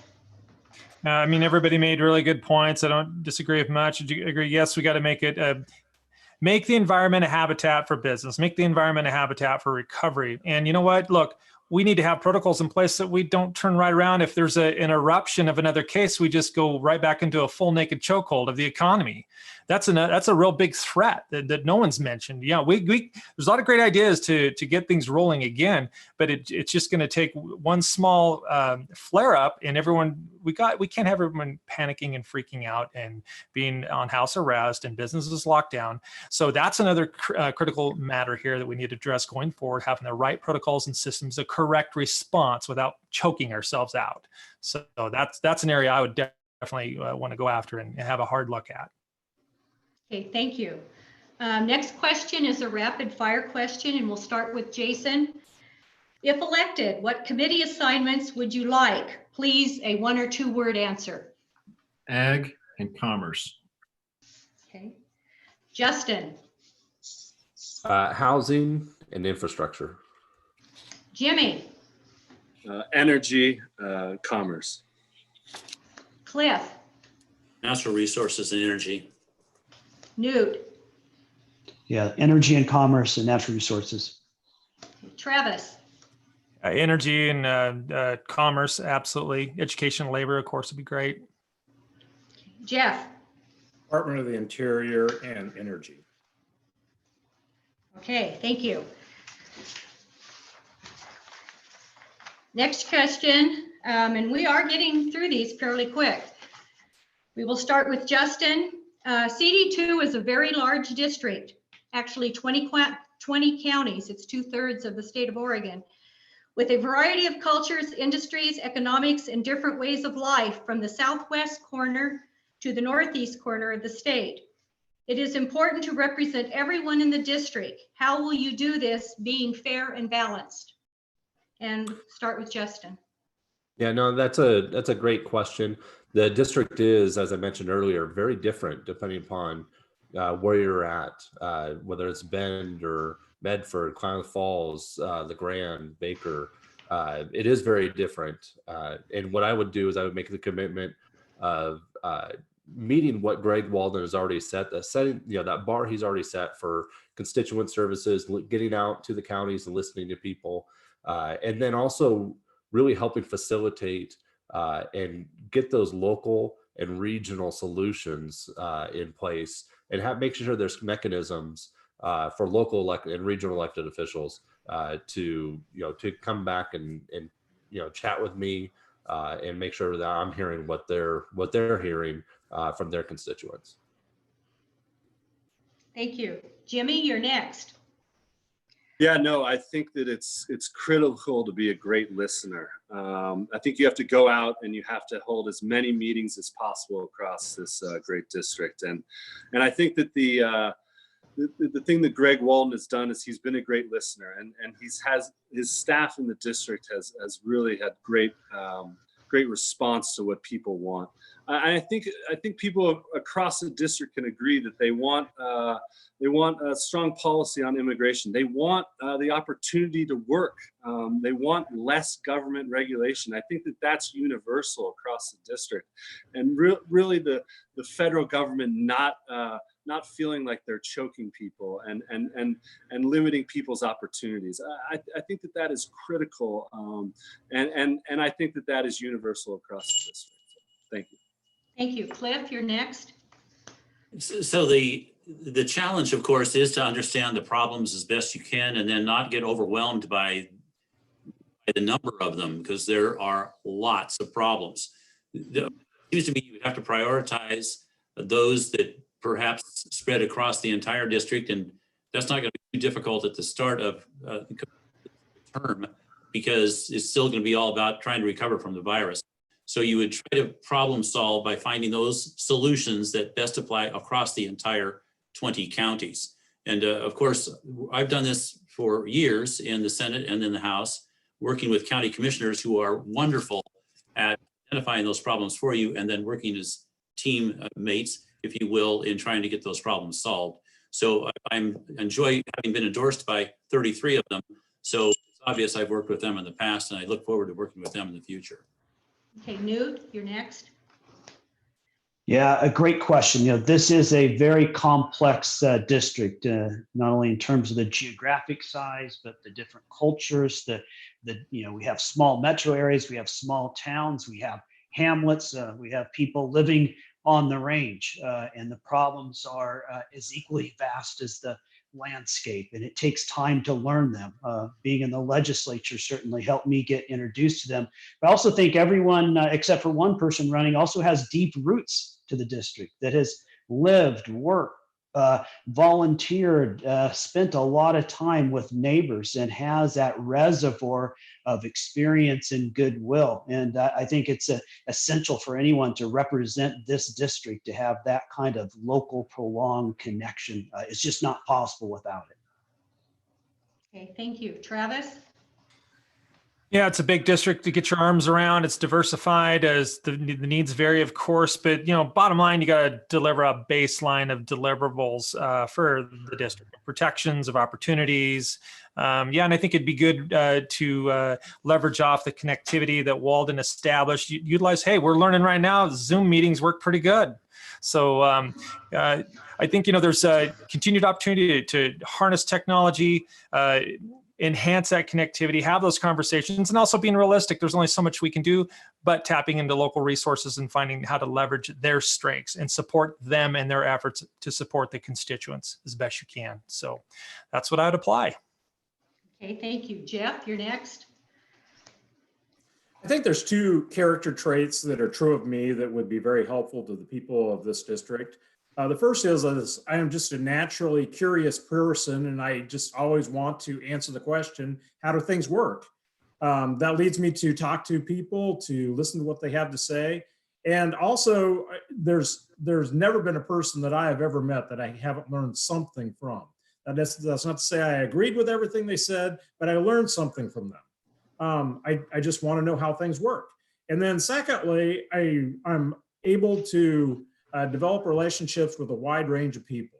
I can listen to people. I can come to understand what they are saying and why they're saying it. I may not agree with it. I may not act on what they're asking me to do. I may not adopt their point of view, but at least I will come to the point of view where I will understand what they're saying. Thank you very much. Okay, last, Jason. Thank you very much. My faith gives me an example of servant leadership, and really, I hope I strive and live up to that every day. I will tell you, politics is a relational business, and it takes a lot of experience to learn that. And in my life, the team that I've surrounded myself with in this campaign will be the same team that will be the best in constituent service.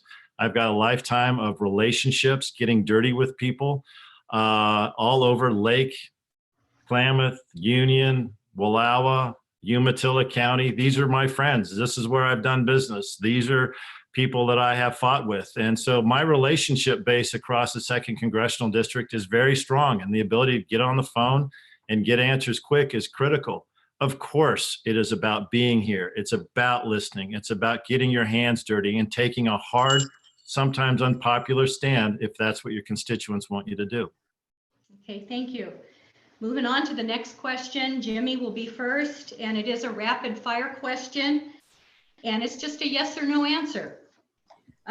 Jimmy, have you read the ORP platform? Yes or no? Yes. Cliff? Yes. Newt? Yes. Travis?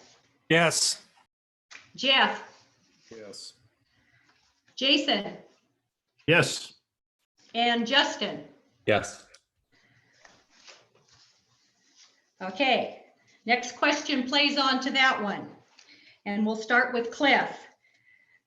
For those of you who answered yes, which is all of you, to reading the ORP platform, what is your favorite section and why? Suzan? And Cliff, you're first.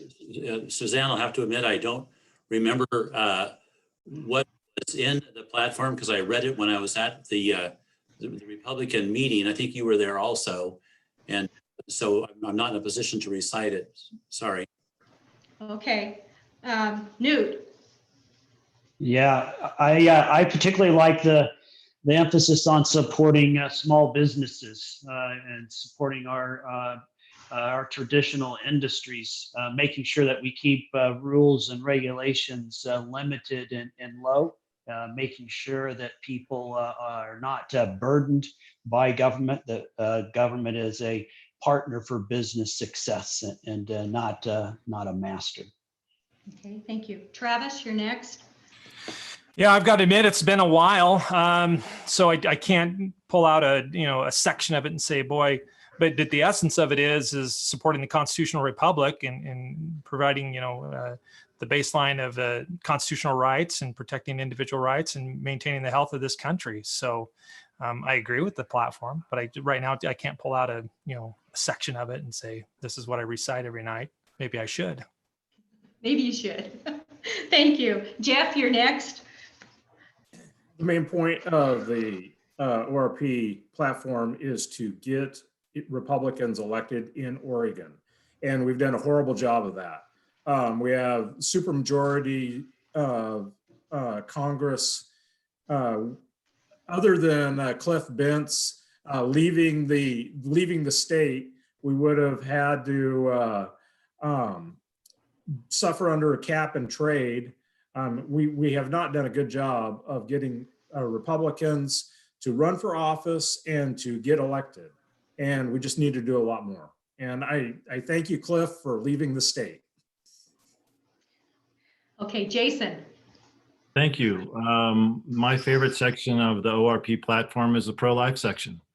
For years, we worked very hard to make sure that was included in the ORP. My father actually was chairman of the Oregon Republican Party for 4 years, the only time that the party actually raised enough money to give to candidates.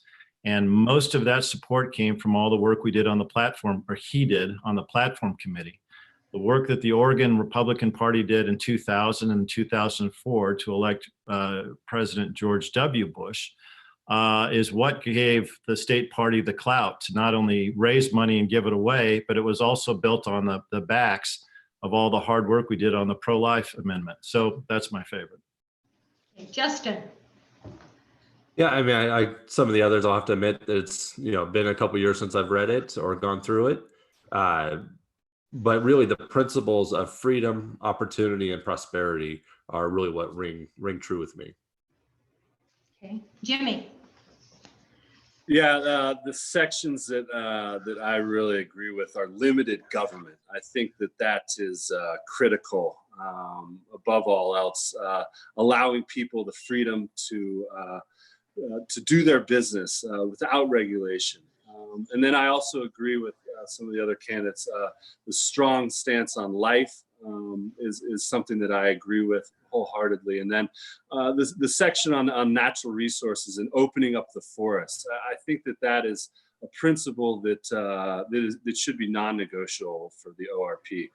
So yeah, those three stances are ones that I would agree with. Absolutely. Thank you. Okay, thank you. Moving on, the next question, we'll start with Newt. Our food supply chain is a national defense issue.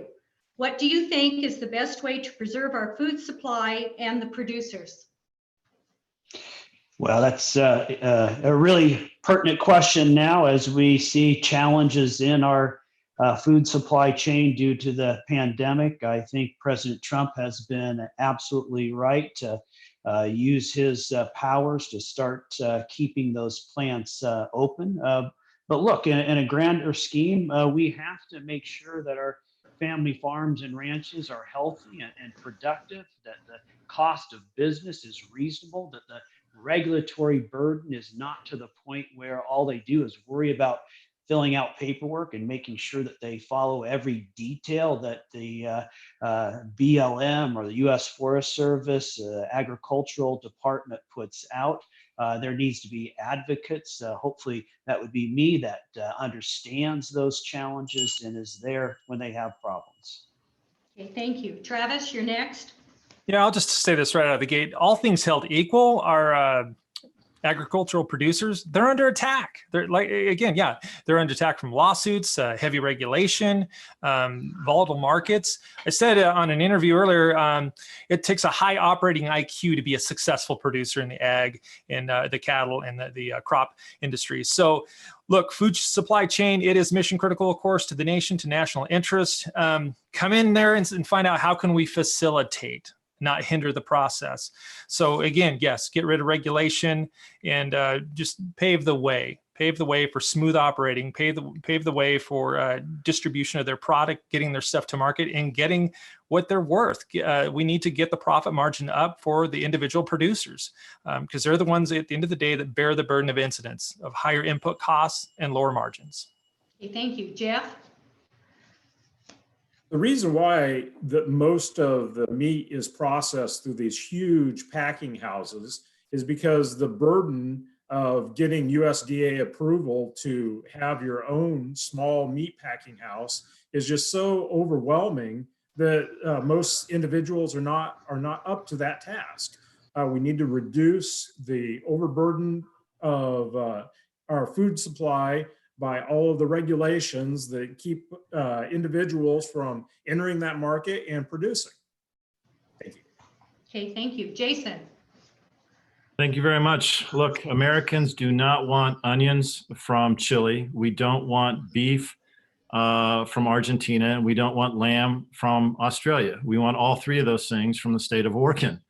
As I said in a previous answer, right now OSHA is hiring temporary workers to go around and sting businesses and sting agriculture by how many people they have in the field, how close they are, and trying to write up these excessive fees for folks. When the government calls, it's not a good business. So to answer your question, I think the thing we have to do is make sure that the supply chain is quickly getting from farm to table as quick as possible. And in any instance where the USDA is stepping on that air hose, it needs to go. That's how we ensure a safe American food supply. Okay, thank you. Justin? No, really, the food supply is national security. If we don't have a secure food supply, it hurts our people. And so I think really getting some of these large, Chinese type companies out of the food supply system is imperative. And then also regulations. We have to reduce regulations. This industry is no different than any other regulation or any other industry where regulations have come in, and really what they do is they squeeze the little guy out because the cost of compliance is too high. And so it squeezes the little guy out. It creates big conglomerates that can afford to be able to handle the compliance. And so that's really what the nasty part of regulations is that it squeezes a small guy and middle guy out because the cost of compliance is just far too excessive. Okay, thank you. Jimmy, you're next. Yeah, no, this is a great question. And I touched on it earlier. I think that this COVID-19 has really taught us that having a top-heavy industry where you have four major processors is not healthy for the country. And as you've seen, when these plants shut down, it wreaks havoc across the entire supply chain. And so I think it would be best if we broke these up, and then also taking a hard look at the Brazilian-owned processors. I don't think it's healthy to have, as I said before, 5% of our pork being processed in one plant, or Smithfield owning 40% of the pigs in Iowa. That is not healthy, because if you have a problem with one of these companies, the ripple effects across the entire food supply chain are drastic, and we're witnessing that right now. Thank you. Thank you. Cliff? Well, we need to use this event as a learning experience, and we need to go into each of the supply chains, see where the problems occurred, and then figure out how to make sure it doesn't occur next time. We were in the transportation discussions on the transportation bill. I was in charge of the subset on preservation, maintenance, and seismic, and we looked at what's going to happen when we have the Cascadia event. we eventually allocated $30 million, among other monies, down to Medford, so they could begin to plan for the ultimate disruption in supply chains. But what we should be doing is looking at exactly what's happening. Toilet paper is a good example. Where is it produced? Why isn't it here? Why are the shelves all bare? And then go back and follow up and fix it. And I must say, when we start talking about just using beef and pork in the United States, we can't forget our export market. So a lot of complications here, but a lot of learning. Okay, thank you. Moving on to number 15. Travis, you'll be the one to start with this one. Our country used to feed the world and be self-sufficient. Because of NAFTA and other issues, we no longer are. If elected to Congress, what could or would you do to put America first and bring back ingredients, parts, products back to production in this country?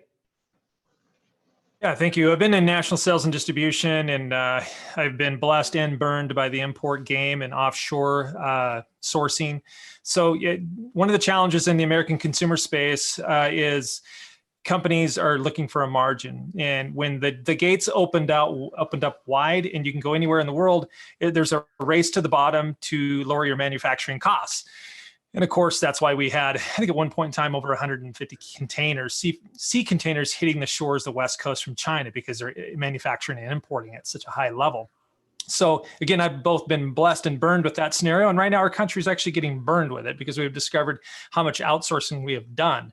And we have our vulnerabilities in place because of that right now. So again, that comes back to a mentality of being in a management type of role where you're looking out after the interest and security of the nation. So placed in Congress in that position, we need to go back and review all of our relationships, all of our trade channels, and make sure the sanctity and security of national interests are covered, and that if we have Thank you, Travis. We're out of time. Jeff? The COVID crisis has shined a spotlight on how deeply we have outsourced our manufacturing. And that was a direct result of bad policies in Washington that made it much more lucrative for large corporations to outsource things to China, to India, to the Philippines, instead of keeping good paying manufacturing jobs here.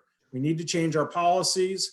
Up until World War II, the trade policy in the United States was we tariffed lots of things. That was something that was started by Alexander Hamilton. And up until World War II, we followed that policy. We need to get back to it. Thank you very much.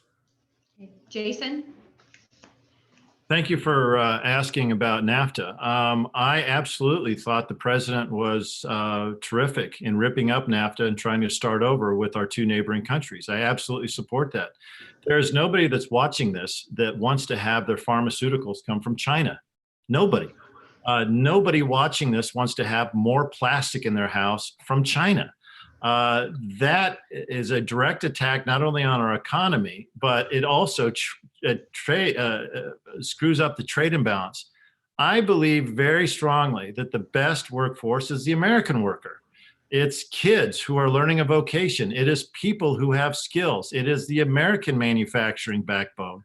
When Trump got to office and started to bring back jobs to the United States, whether they were Carrier, whether they were making HVAC equipment, whether it was auto industry, I absolutely support that. Anything that puts the American worker back first, that's my priority. Okay, thank you. Justin, you're next. My family actually used to own a small manufacturing company. We manufactured electric vehicles, and we dealt with supply chain, and they were coming. Our parts and pieces came from all over the place on the componentry, and that is because it is less expensive to manufacture, or has been. But I think the silver lining, or a silver lining in the COVID-19 virus, is that it really is letting us know, hey, we've got a supply issue problem, and maybe manufacturing in China or solely manufacturing in China is not the option, and to really diversify our manufacturing. I fundamentally believe in free trade. Unfortunately, not all countries do. And even though I'm not a big fan of tariffs, I think the president was right in using tariffs in a way to negotiate better trade deals and I'm 100% supportive of what he's done with the USMCA. And I think we need to further negotiate. Thank you. You're out of time. Jimmy, you're next. Yeah, no, I think President Trump was exactly right when he was campaigning in 2016, saying, let's put America first. And this incident we've had with this pandemic, it just shines the light on the fact that we need to be producing our medical devices in the United States. We can't be relying on China for ventilators and drugs. I think that it would be really, critical to let the people decide. And I think the best way to do that is to put a large made in China label on everything. Let the consumer decide. Because I think after this pandemic and the amount of economic damage that the Chinese have really wrought on our economy, it's really tough. And to be honest, I think that we have to focus on America first. That is critical, and getting the supply chains back on land. Thank you. Okay, Cliff. Right. Well, I don't have any problem with America first, but if you go to Walmart, you'll see that low prices tend to moot every other concern. So if we're going to upset and change the free trade, we are going to have to do it with the understanding that prices are going to go up. I'm not saying that's bad, but there's a lot of work to be done in that space to make sure we all know what we're going to get. There is no doubt that the trade agreements we had resulted in a lot of American workers losing their jobs, and I think leading to opioid issues and other horrible things. So this is a very, very challenging space, and perhaps, as has been mentioned before, the crisis will give us a chance to address this in a productive way. Okay, Newt. Well, to his credit, President Trump has been the one who has been most adamant about the problems in our international trading scheme even before he started running for office. Unwinding NAFTA was a wonderful move. Way too many workers in our manufacturing base, especially in the Midwest, were taken advantage of with that agreement, put in an uncompetitive situation. And certainly President Trump focus on China and their manipulation of the international capital system has been legendary. And fortunately, he has brought attention to it, needed attention. Their stealing of intellectual property, their manipulation of currency, their lack of controls, quality controls that costs lives. And we certainly have seen the secondary effects of that over the last couple of months. So hats off to President Trump with regards to being the one who's really focused attention on the problems with these international agreements and the trading scheme. Thank you, Newt. Next question, we'll start with Jeff, and it is a rapid fire question. If elected to Congress, will you push to get country of origin label, otherwise known as COOL, back into law? Yes or no? Yes. Jason? Yes. Justin? Yes. Jimmy? Yes. Cliff? Yes. Newt? Yes. Travis? Yes. Okay, that was a quick one. Next one is also a rapid fire, and we will start out with Jason. What will each of you do to help President Trump get reelected? 2 sentences or less, please. Go to work on his campaign and help him raise money from Oregon. Okay, Justin. Yeah, I think also, getting the grassroots and our campaign can help his campaign by having a good grassroots effort. Okay, Jimmy. I think it's critical, and getting the grassroots involved in Oregon politics is absolutely critical. Thank you. Okay, Cliff. Well, help raise money for sure, and do our best to call out the good things the president has done, because he's done a lot of great things. We should be louder. We should be saying it every chance we get. Okay, Newt. Yeah, call attention to the policies that have been good for America, good for Oregon, good for the second congressional district, and helping tap the incredible fundraising capabilities in the state of Oregon and go to the Trump campaign as much as possible. Okay, Travis. Yeah, support our local Republican committees and so forth, and just be basically a vocal evangelist for reality. And that Trump has done a great job, and he's going to continue to do a great job, and he's our best choice going forward. Okay, Jeff.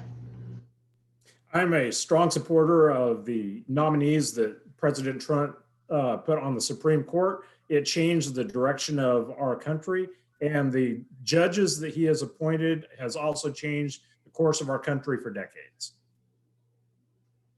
Okay, going on to the next question.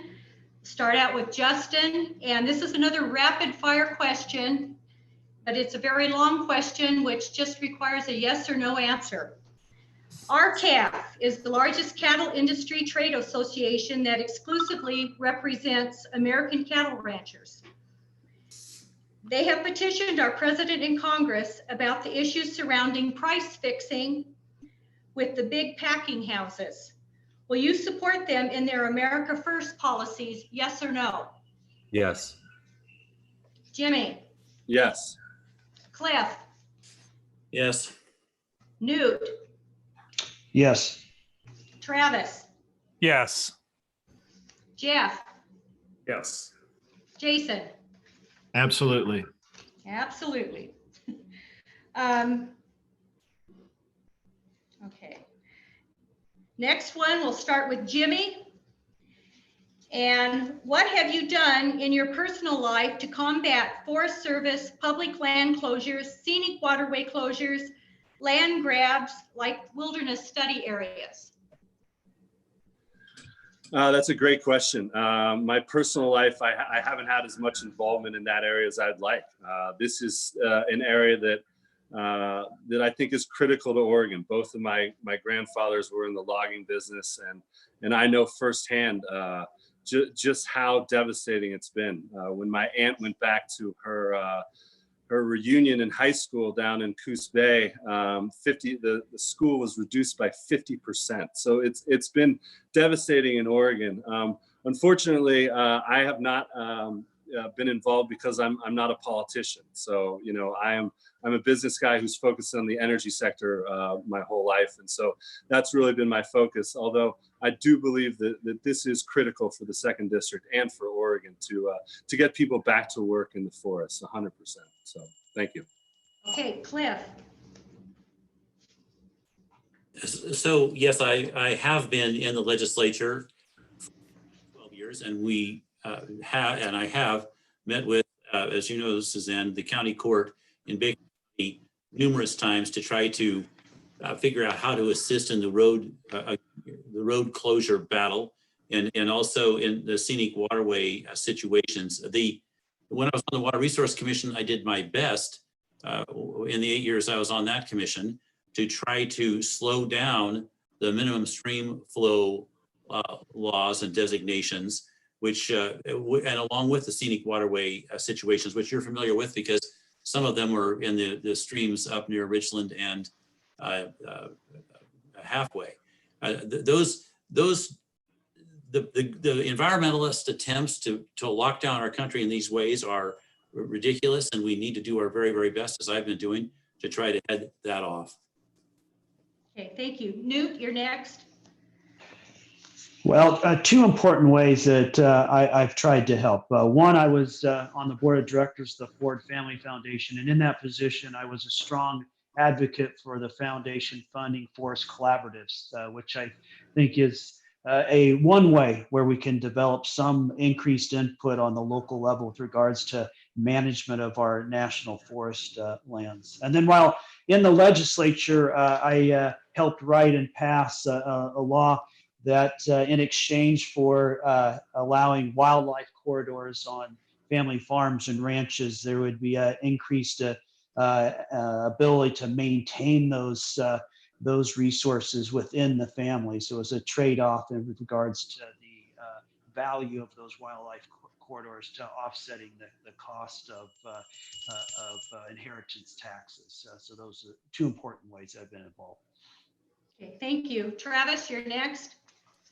Well, as a privateer and a working person, like every other middle class individual out there, I've got a busy week. And these farmers and producers, there's a lot against us. But in my spare time, I've stepped up and helped and went and testified with the in a meeting with the head of the National Forest Service here this past winter for forest access out here in our region. So I took time, I wrote up what went statewide, a script and a commercial for forest access for all, helping us push back and take back our forest lands. So definitely, certainly as a privateer, somebody who was not a politician, a working person, but enjoys access to our natural resources, got involved in the process and sat down, had a conversation with the national level of the Forest Service, pleading our cause. And we were successful, and we saw some advancement and gain out of that. So it was a great learning curve, and everybody has to get off the couch and help out if they want to keep their freedoms.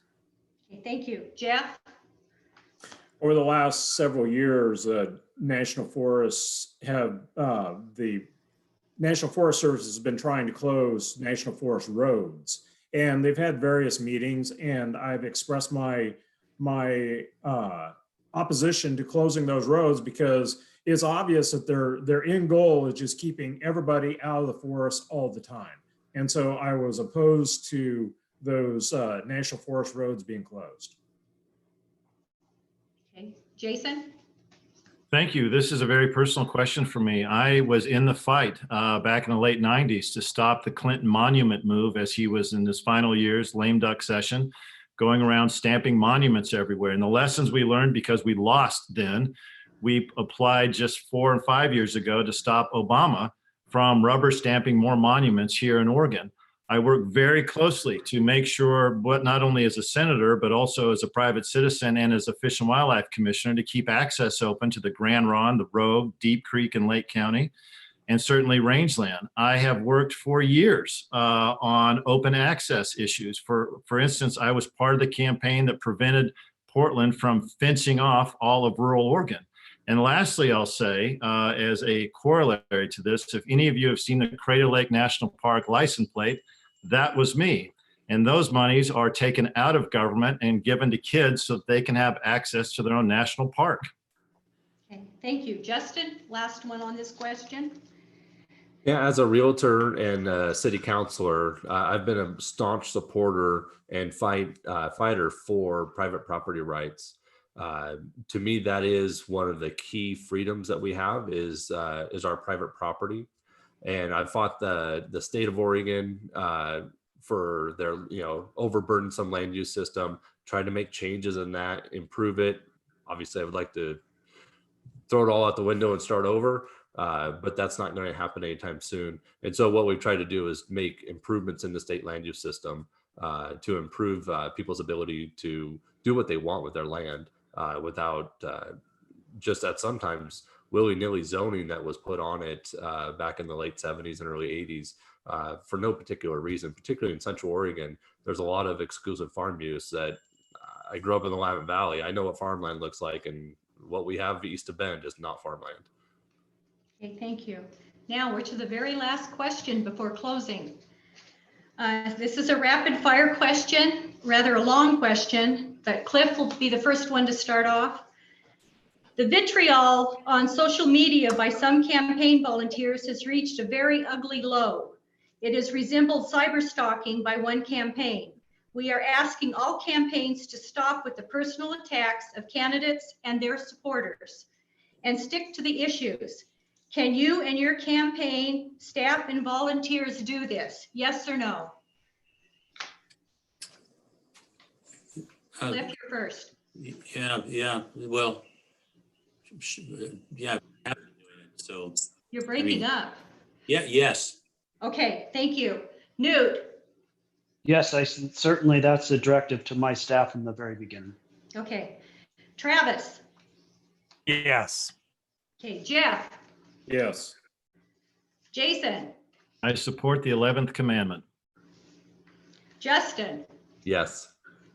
Jimmy. Yes. Okay, thank you all for answering the questions. We'll now move to your 2-minute closing statements, and we will start with Newt. Well, let me just start off by saying thank you to the Baker County Republicans for organizing. I know this was a difficult set of circumstances, and I appreciate the perseverance in keeping it going despite the many trials and tribulations. I think it was certainly educational for me to hear the other candidates and take so many questions. Look, there's no one in this race who has fought Kate Brown and the liberal establishment in this state harder than I have. And I'm ready to go to Washington, D.C., to take that fight to Washington, D.C., and to stand with President Trump to defend our Second Amendment rights, to fight against higher taxes and regulations, to secure the border and end illegal immigration. And I'm more than happy to take on that fight. I have done it for years. I have the political scars to show for it, with millions and millions of dollars spent against me from people like Bloomberg, Soros, Planned Parenthood, radical environmental groups. And you know why they've done that? Because they want to destroy what I stand for and what we believe in. But you know what? I'm still here.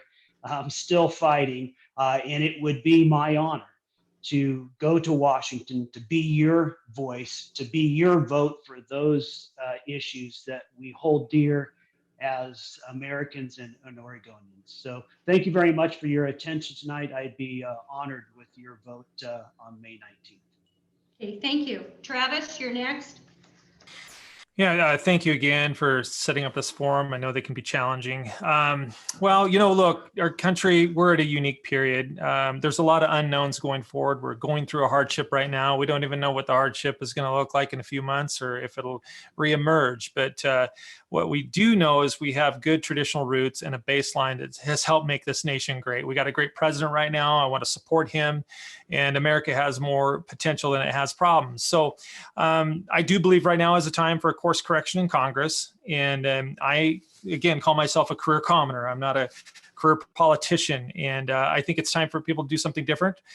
Send someone to DC that has fluency in middle class reality, that we feel the pain when there's a tax increase. We feel the pain when there's an issue like this COVID-19 coming on. We're the first ones to feel it. We lose our jobs right out of the gate. So I just, again, consider myself a common person, blue collar DNA. I'm fluent in the barnyard and I'm fluent in the boardroom. And I've been all over the country doing national sales and distribution. And I have a great deal of well-rounded experience that will help me serve this country better. Because look, at the end of the day, I think you got to run it like a board of directors. And we need to move the needle in positive directions, keep this country safe, secure. And so going forward, I know we've got other candidates here. One of the things that I'm going to say right now is I'm pro-life. And I don't believe as a nation going forward, we set ourselves up for victory unless we are looking out and providing liberty for the unborn. So pro-life is one of my big issues, and also pro-Second Amendment. Liberty is inseparable with the Second Amendment. You have to have the Second Amendment intact. So those things, among others, are in my heart and mind, and I'll go and serve this country with all my might. So thank you for this evening. Thank you. Jeff, you're next. Thank you, Susan, for all of your hard work putting this together. I really appreciate it. And I know all the other candidates really appreciate you also, along with the other Baker County Republicans. In 2016, Donald Trump beat out a whole host of other Republicans, and he was not a typical politician. He was going there and he was going to do things his own way. He was not going to play politics with the same old rule book. And that is what I'm promising you. I will go to Washington and not play politics by the same old rule book. I will be bold. I will try to do things that are a bold agenda to try to bring back the middle class to Eastern, Central, and Southern Oregon. For a generation, the federal government has been trying to take away our way of life, and it has hollowed out our middle class. And what I'm promising you is I will go to Washington, D.C., and I will try, day in, day out, I will try to give you the opportunity, the liberty to build whatever life best suits you in Eastern Oregon. My name is Jeff Smith. I ask you for your vote. Thank you very much. Thank you. Jason, it's your turn. Thank you. My name is Jason Atkinson. I'm running for Congress. And I want to tell you that I believe the public service is a calling and that public service is honorable. And if I'm your congressman, I guarantee that I will do the best constituent service as I did all the years I've served. I took a break from it to come home. I didn't run for re-election so I could be home to see my son through high school and get back to my business. But I'm running for Congress now because I do believe that public service is the right thing to do at this time. I think it is an honorable profession. And my faith teaches me to stand firm. And oftentimes you have to stand alone. You have to stand on your convictions. It doesn't matter what the consultants say. It doesn't matter what the polls say. You have to do what you feel is right. And oftentimes those are unpopular votes and they're unpopular things to do. But if your conscience was representing the people that sent you there, it's okay to stand firm. If I'm your congressman, the last thing I would like to add is that one of my jobs will be to get President Trump to Oregon this campaign cycle. I think that would be the most exciting thing we could all do, not only to re-energize the Oregon Republican Party, but also to help us turn the wave back and get Republicans elected. My name's Jason Atkinson. My web is jasonatkinson4congress.com. I'd appreciate your help and your vote. Thank you very much. Justin. Thank you. Based on what we've heard tonight, I think it's evident that I'm the most conservative candidate and the best person to fill the shoes of Congressman Walden. When elected to represent you in Washington, D.C., I will focus on rebuilding our economy with pro-growth policies, reducing regulations, improving forest management, protecting and advancing our Second Amendment rights by advocating for nationwide concealed carry, serving our veterans and active duty military, supporting and expanding the mission at Kingsley Field in Klamath Falls, and protecting the lives and rights of the unborn. Again, thank you to the Baker County Republicans. I appreciate this opportunity to speak to people. And I ask you for your vote on May 19th. To find out more about me, please visit livingston4congress.com. And that's Livingston, the number 4, congress.com. Thank you and have a great evening. Thank you. Jimmy, you're next. Thank you very much. This has been a great discussion, and thank you very much for hosting us. I know these are difficult times, and they can be a real struggle. We're stuck at home, but we're going to get through this, and America will get back on its feet. And I think with Donald Trump's leadership, we can do that. And I would hope that you would support me for this seat because I am a staunch defender of the president and his actions, and I will be an advocate for him in Congress. And I am a no compromise defender of the Second Amendment. And I'm very proud of the fact that Oregon Firearms Federation has endorsed me. They have led the way in Oregon on defending the Second Amendment. And I'm very proud of the fact that Oregon Right to Life has also endorsed me. They are an incredible advocate and fierce defenders of life in the state of Oregon. I agree with the president that we need to build a border wall and end sanctuary cities. And I think it's critical. And I don't think people realize just the impact that he has had on our court system. 193 federal judges that President Trump has appointed. And these judges will have a lasting impact because we're not always going to be in power in Washington, but these judges will be able to make an impact on our conservative values. And I would ask for your vote. I'm Jimmy Crumpacker, and thank you very much for your time tonight, and God bless. Thank you, Jimmy. Cliff, you get the final word. Final word. Well, Suzanne, thank you so much for the work you've done putting this together. The questions were great and focused on the district. So I really appreciate your writing them, putting them together, asking them, and I appreciate the answers I heard from everybody tonight. So I spent a huge part of my life traveling back and forth from the eastern edge of Oregon over to Salem and to Portland. And my family's had to sacrifice as a result of that, but it's been worth every hour of time spent because I was helping the people I grew up with, my family, my friends, my constituents, my former constituents since I resigned. So, and they're all worth it. As I drive by the ranches and the farms and the businesses over hundreds and hundreds of miles that I've represented in my law practice, I can see how they're still in business. They're still living here and still making this part of the state the wonderful place that it is. The knowledge of the water, knowledge of the timber, knowledge of the road, knowledge of all these systems helps enormously in trying to figure out how to help. And I would like to take that knowledge to Washington, D.C. and put it to work in that venue as opposed to in Salem. I would very much be working with President Trump as opposed to the challenges I've faced in Salem. To have someone who is a Republican and a businessman to work with would be great.